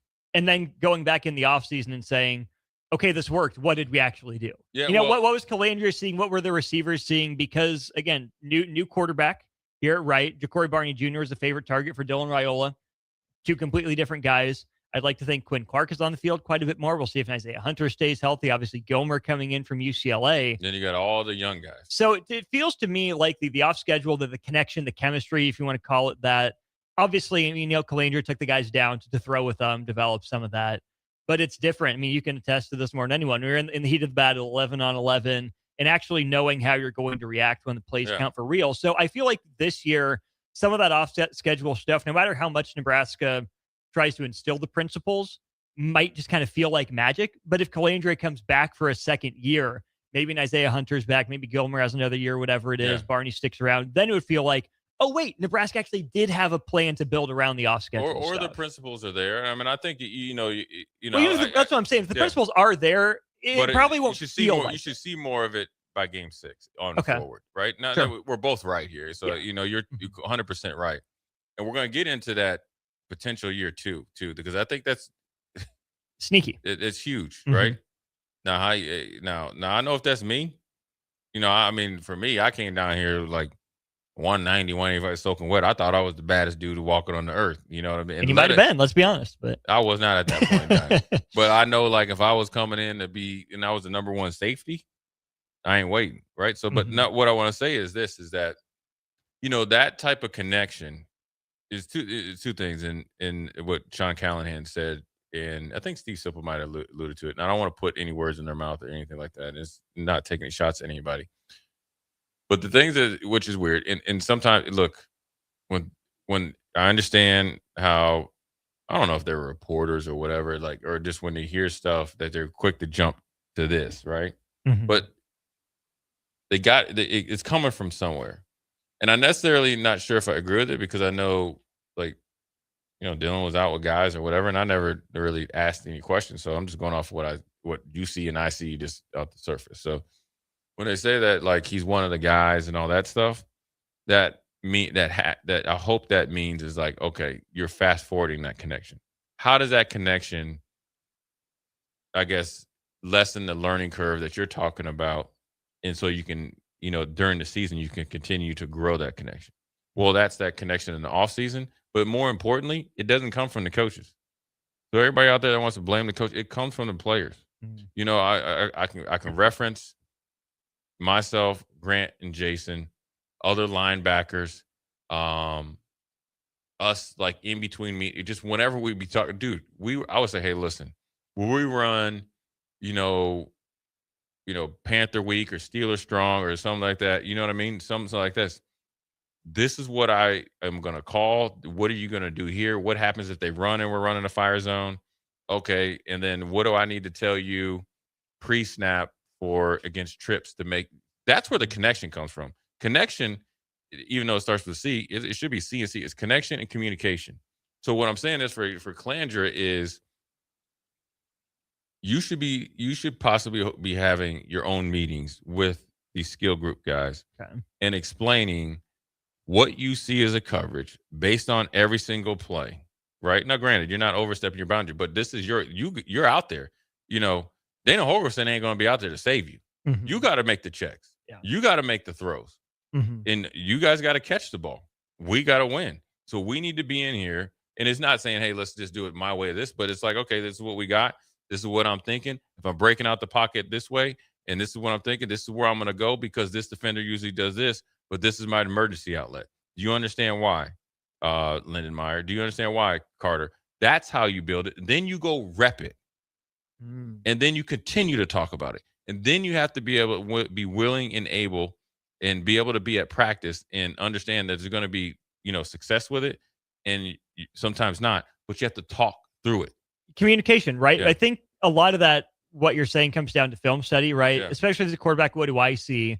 But high IQ receivers, tight ends go a long way. And then to your point, making sure you're on the same page, because operating individually is doing your own film study. Yeah. Thinking collectively is, hey, we all watched the same film. Did we come to the same conclusions? We watched the same play, but did we see the same things? And making sure that, I don't want to say the quarterback's always right. Quarterbacks will make mistakes. But what the quarterback's tendencies are probably overrule, what the wide receiver wants to do. Do what the quarterback needs you to do if you want the ball. Yeah, for sure. I think I saw where Shannon Sharp was talking about him and John Elway. He knew that he knew that he did the right thing and John Elway didn't. But he knew, like, if I want the ball, it's my bat. I mean, you're a Colts fan. Look, Marvin Harrison, Hall of Famer. Reggie Wayne is on the way to be a Hall of Famer, whether it's Brandon Stokely or, Dallas Clark or Dilger, or everybody that's been there, Edgerrin James and all those guys, right? Mm-hmm. How do you think they understood what Peyton? Peyton is Andrew Luck and T.Y. Hilton. Right. But with Peyton Manning in particular, with those guys and the success that they had and how efficient they were essentially on cruise control, how do you think they got there? Together. Because Peyton knew that he would throw that back shoulder fade differently to Marvin Harrison, to Reggie Wayne. That comes from reps. It comes from recognition. And also it's a big onus not only on Calandra, but on the skill guys to embrace it and own it as well. Because if you're just there just to be there, you're not gonna flourish, and neither is Calandra. So it's as much as you're talking about connection and communication, it starts with Calandra, but it has to be embraced by everybody else. The other part that comes, okay, that's a great point, because where I was going to go next was you can't DJ Moore it if you're a receiver. No. The last play of the Bears season. Yeah. What it comes down to, Caleb Williams is trying to make a play. Ball's not supposed to go to DJ Moore. Well, oh crap, it's coming my way. And you're never able to upshift to that gear, right? Yeah, you with don't want to have an off-schedule quarterback that's not, it's going to try to do the read thing and whatever. You got to be going. You got to always think there's a chance that you can get the ball with a quarterback like this. Always. And you should, that's the trust that he has to have in you. And if you see something, you got to come back and tell him, because you have to trust that he's going to get it to you next time. Mm-hmm. I think sometimes when it doesn't work out for you, say you had a play called for you, you don't get that look or that target, then you kind of shut it down. You can't, if you're here to play winning football, you have to be all in. There's going to be times, like when I play that, when we played this defense called the bubble defense, I was up there close to the line of scrimmage. You got to go up against bigger guys. You got to be strong enough to, to hold point, get off blocks and all the other stuff. But you have to do that 8 times, understanding the 9th and 10th time, you might go scot-free and you might get a tackle for loss, but it's for the betterment of the team. No different than what you're talking about. But when I'm talking about Peyton Manning and those guys, or Peyton Manning in college, right? They called him the general for a reason. You have to run the show. Peyton Manning was demanding. Every good quarterback is demanding. But in order to be demanding, you got to put the work in. You can't have any flaws with your work ethic. And you have to be, authentic as well.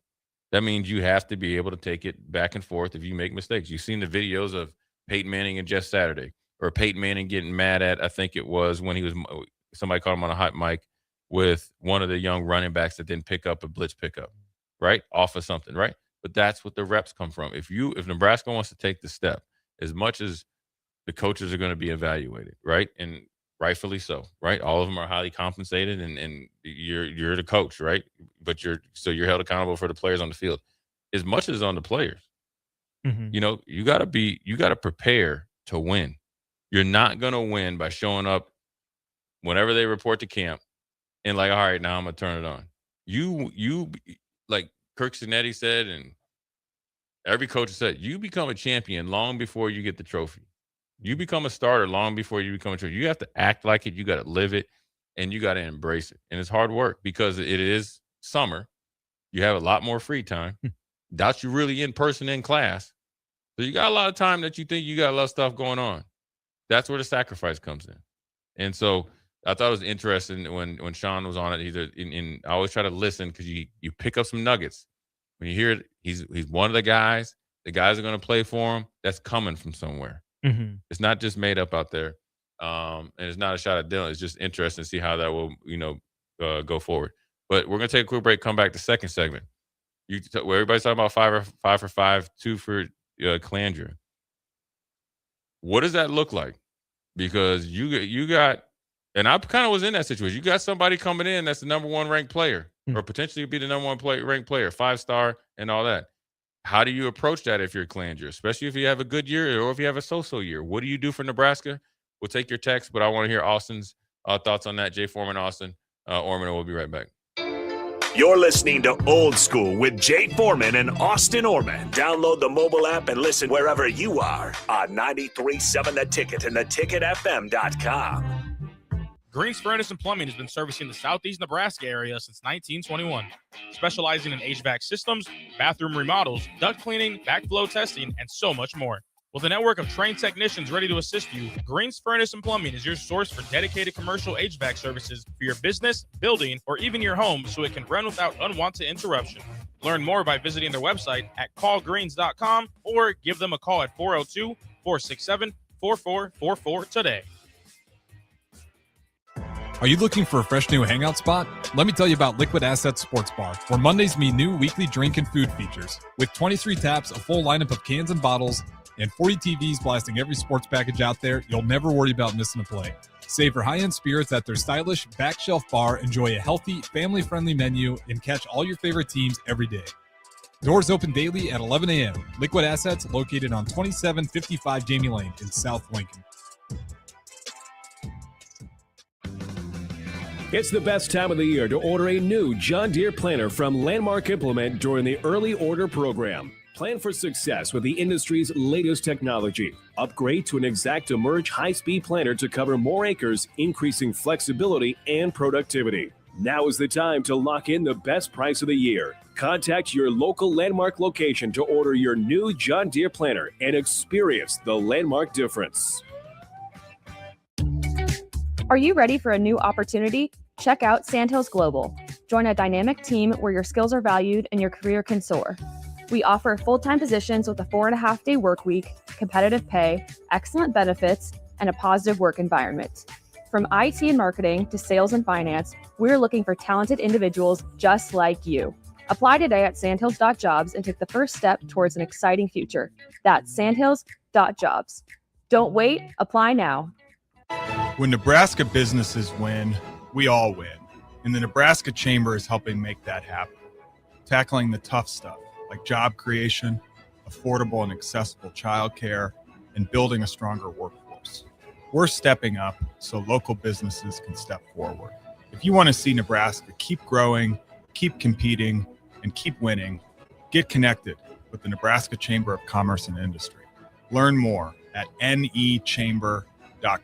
Things that impair you come in many different shapes and sizes. Some are the shape of beer and liquor bottles. Others look like cigarettes but aren't cigarettes at all. These are the things we know impair us, the things our parents warned us about. What we're not always aware of is our new prescription or the over-the-counter medicine we picked up just for allergies or a bad cold. See, it doesn't just matter how much of a substance you take. If you are impaired, driving is deceptively dangerous. Don't drive impaired.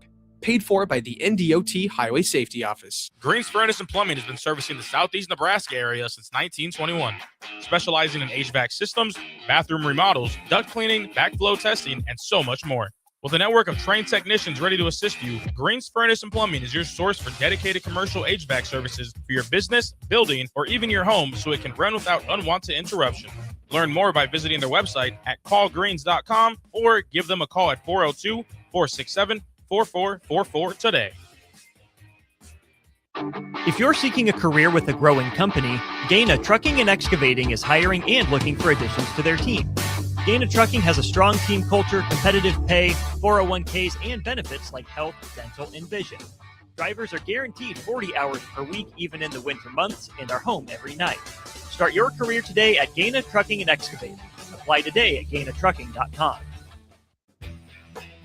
Select Plumbing and Utility has been serving Lincoln and the surrounding area for 14 years, and they're not slowing down. Select Plumbing and Utility handles all your plumbing needs from faucets and water heaters to full renovations, and they can even help with your heating and cooling needs. They're also Lincoln's underground experts, repairing and replacing broken underground water and sewer lines since day one. Contact Select Plumbing and Utility today at 402-560-6197, assuring excellence in every situation, opportunity, and challenge. That's 402-560-6197.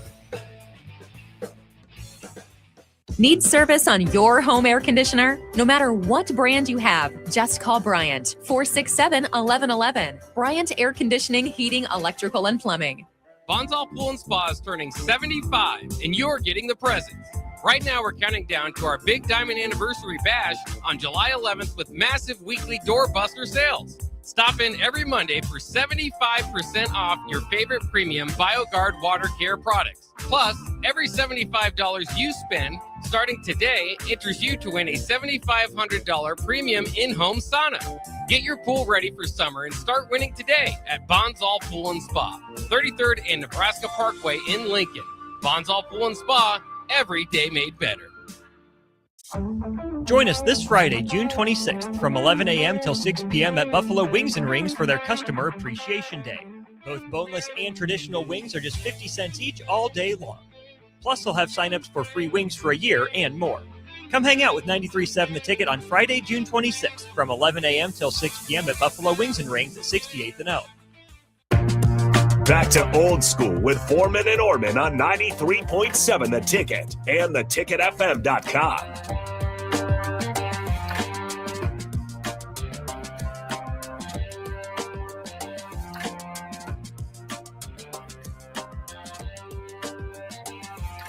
We're back. Jay Foreman, Austin Orman. We're going to get back on schedule, about a 10-minute segment here, talking a little bit of Nebraska football via the 5 for 5, and obviously there's some players that can, exercise that potentially, after the season. But all that means nothing actually right now because you got to play good this season. Because just because you can have a fifth-year option, it might not work out here if you don't play well. But obviously with Nebraska's recruiting class coming in 2027, which is getting a pretty much more fanfare than the regular team than the present team. All eyes are on that and what continues to go or grow both locally with two of the commits up there in Miller South and obviously in Ashland as well, just recently with Cottrell.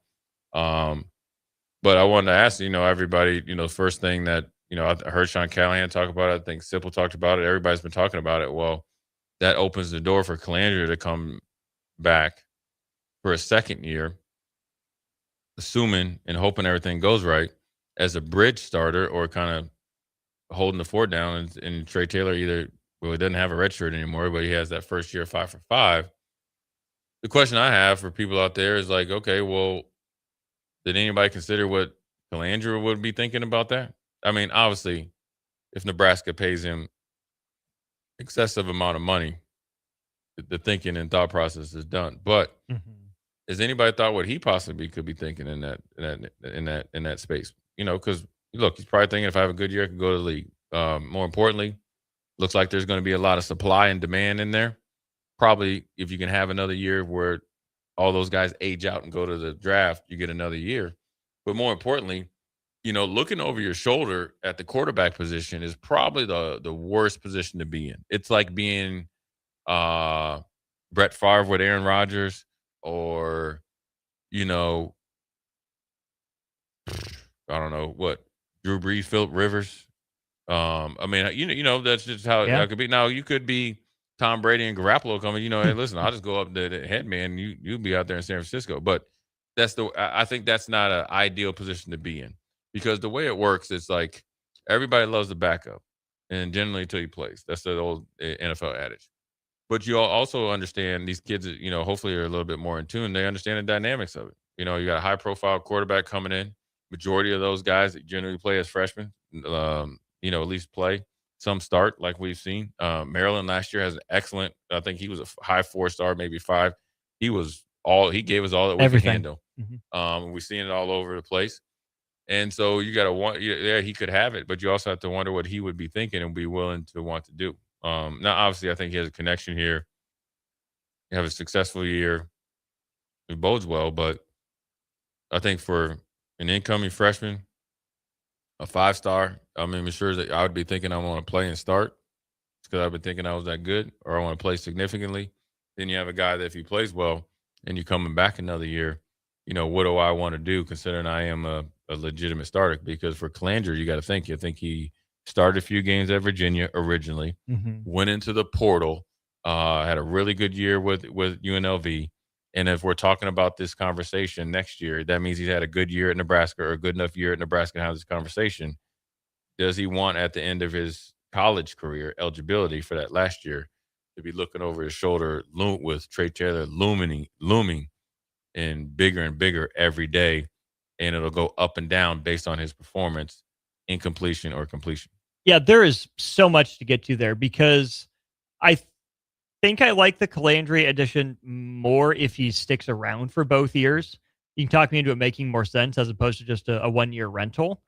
Now, is that a sure thing? To your point, let's say Anthony Calandria plays well, right? He's cleaned up the majority of the turnover bug from Virginia, probably always some of that inherent in him with his style, but he plays well enough to get Nebraska to, let's say, 7-5. It'd be probably pretty solid 7-5 looking at the schedule. Not a world beater anyways, but say he goes 30-9.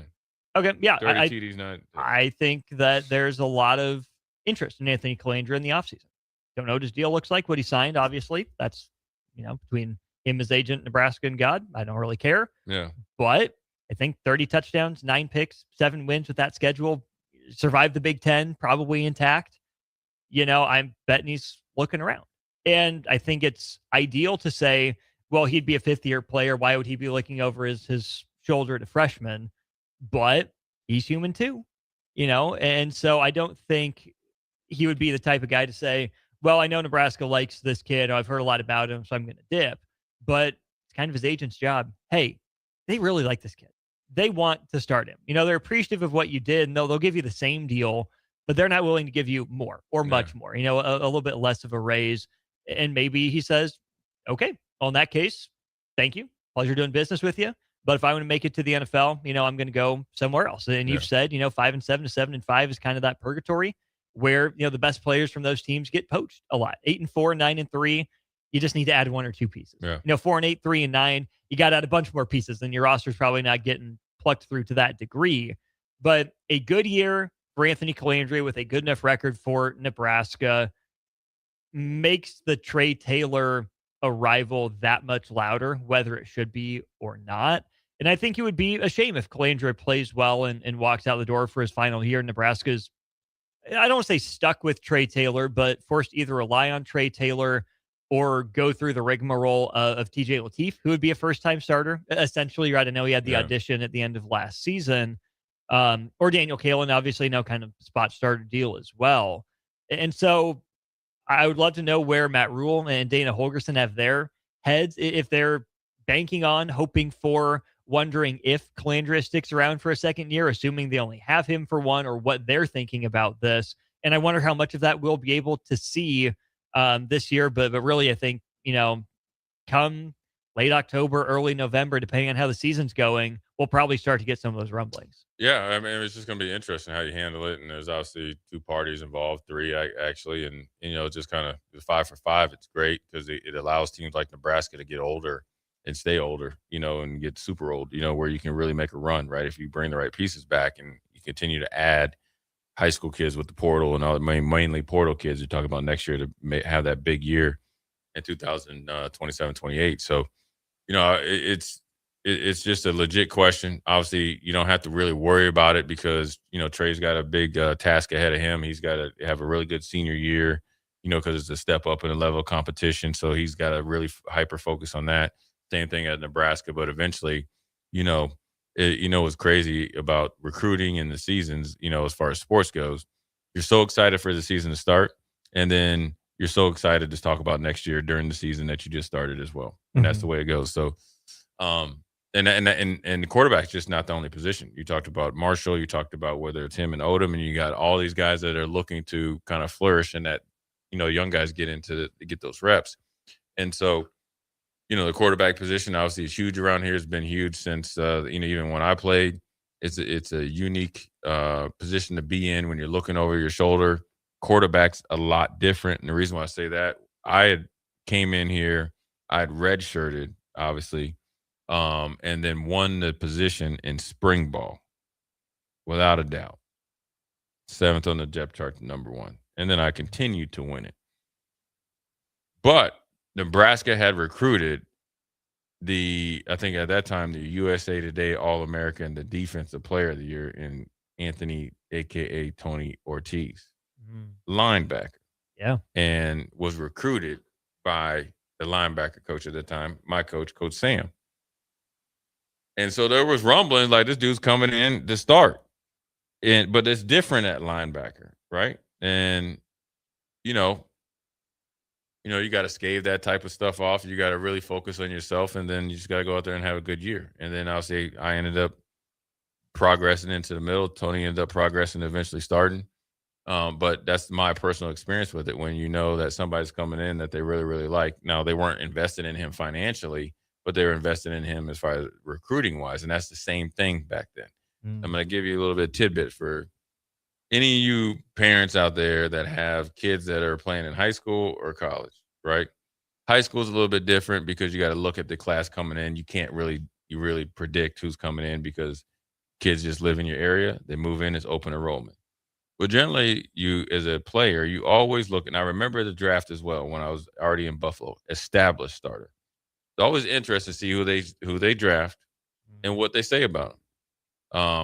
I think what I went through in college, embracing the competition, exceeding through those, and winning those competitions, allowed me to kind of really sit back and kind of laugh at it when I was at Buffalo. We had 3 really good years, and they drafted my man Corey Moore out of Virginia Tech, who was a pass rusher extraordinaire, but Mel Kiper thought that he was coming in and just going to be just parlayed into that spot. So that's kind of what Landry might have to deal with Trey Taylor, Nebraska, the coaches, quarterback coaches and all that, with Trey Taylor, his family, Calandra. As long as they're in constant communication, I think they can get through it.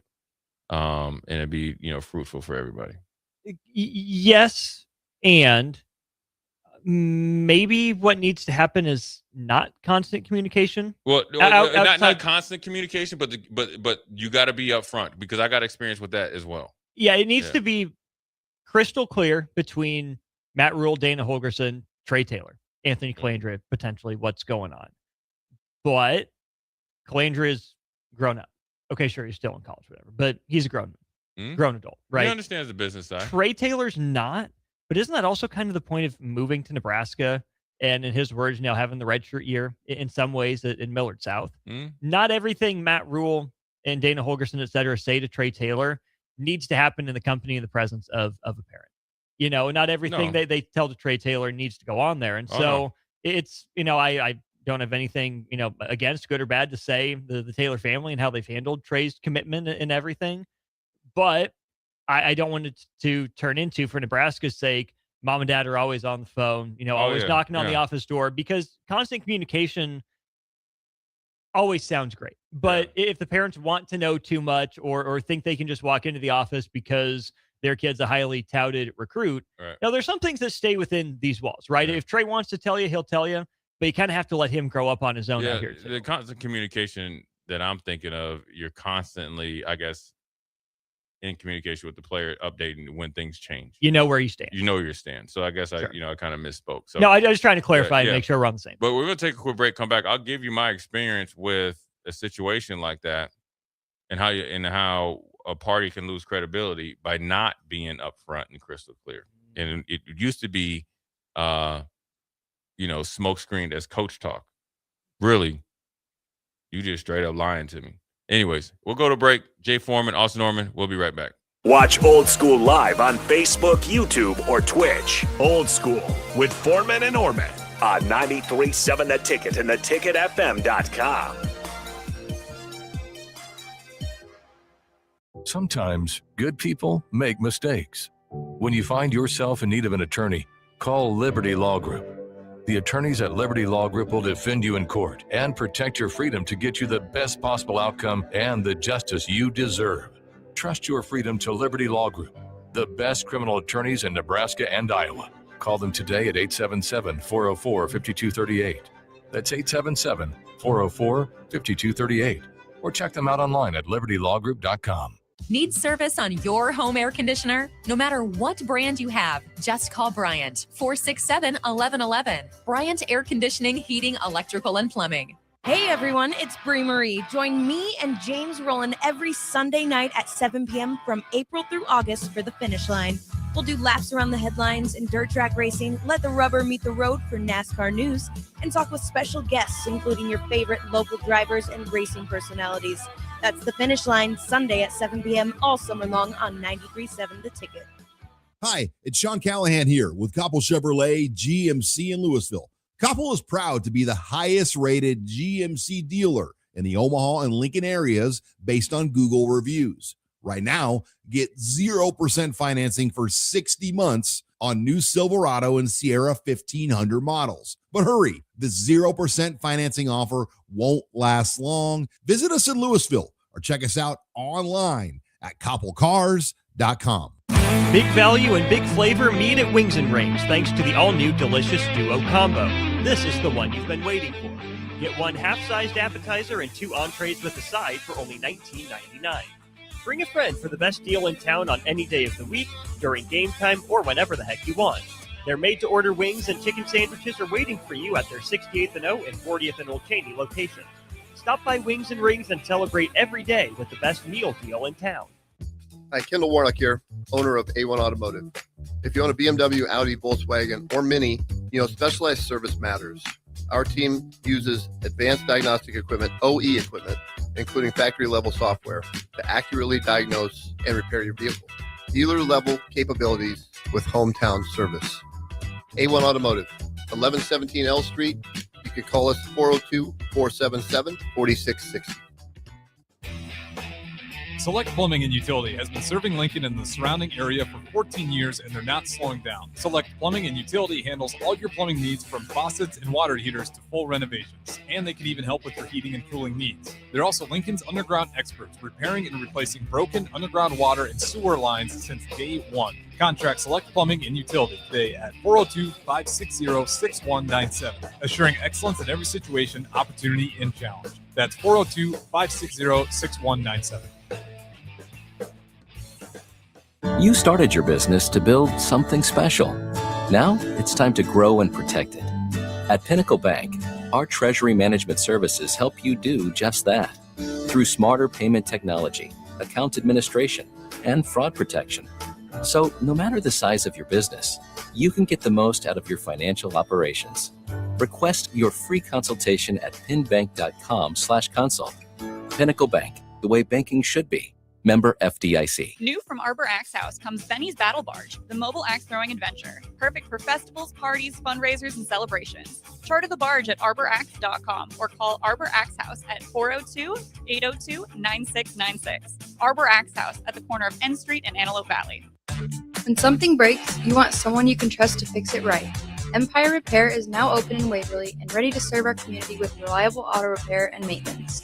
From routine service to bigger repairs, our team is here to keep you on the road. Stop by Empire Repair in Waverly or call 402-786-2224 to schedule your service today. Empire Repair, proud to serve Waverly. Back to old school with Foreman and Orman on 93.7 The Ticket and theticketfm.com.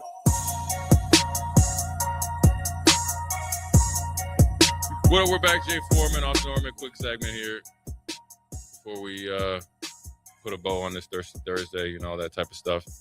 Talked about communication. I mean, football's a little bit different now. Obviously, we weren't getting paid back then. So you really had to go on the word. And, I thought about transferring after Fiesta Bowl or whatever, position change looming or whatever, and you go into competition in the spring. Coach sits us all down. Nobody's has the position because both the starters were gone. That was Doug and Dr. Death, Phil Ellis. Both went on to the pros, or at least Doug did, and Phil went on to do his thing. So there wasn't any experience behind him. So there wasn't any guy that you figure like, okay, he played well enough, he's going to kind of have the leg up. So I was making a position change. So I was, in the weight room trying to hit certain benchmarks in order to be, looked at as a middle linebacker or whatever. And so I was fine with it coming down to competition. It was like, hey, was told by the coach at the time, look, we'll be in what I view as constant communication, but just constant clarity whenever need be. And I wasn't going to be in there because I felt like spot the ball, I'm going to be good. So, you proceed, we're in the spring and all that, and had a couple meetings, and I'm just like, I'm thinking like, hey, cool, I'm separating myself. I'm, my factor rating is factoring real well. I'll never forget we must have been walking over to the cook, because that's what we practice sometimes when it was cold. Never forget, man, the other dude I was in competition with, he just said, hey, man, I know we were in that meeting. I want to let you know he ain't telling the truth. He already told me I'm starting. He already told me he said I'm going to be there. What he said was, he's like, we're co-starters, but I'll be the first one out there. Yo, when I tell you your boy was hot as fish grease, steaming Willie beaming, man. I think that's understandable. And then that's when I proceeded that next scrimmage to get kicked out of the scrimmage. That's what Coach Osborne was like, get him out of here. Because that helped your case. Well, because I got a pick, scored, high step, and I think it might have been in the Daily Nebraskan. Oh, and threw the ball against the fence. And then I was like hyping the crowd up like I was like in the stadium. Nobody was in there.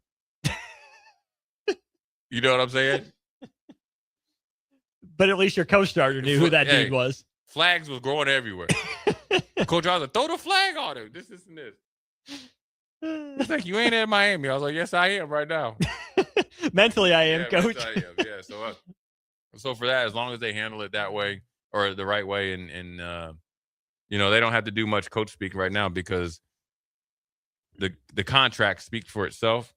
Your actions also double down on what you say. So it's a little bit different dynamic of college football right now. So as long as they handle that situation and other situations with other players that could potentially come back, and or in other sports as well, like we talked yesterday with volleyball too, because you don't want to be log jam with a whole bunch of high school All-Americans and transfer portal All-Americans coming in and with an extra year with those guys. Sometimes you have to push them out.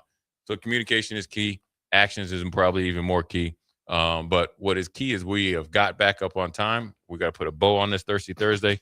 Austin Orman, Jay Foreman. We will be out at Customer Appreciation Day, 68th and O Street. 50-cent wings, boneless and traditional, all dang day. Lemon pepper stepper is in full effect. Austin Orman, Jay Foreman, old school. We'll holler at you tomorrow.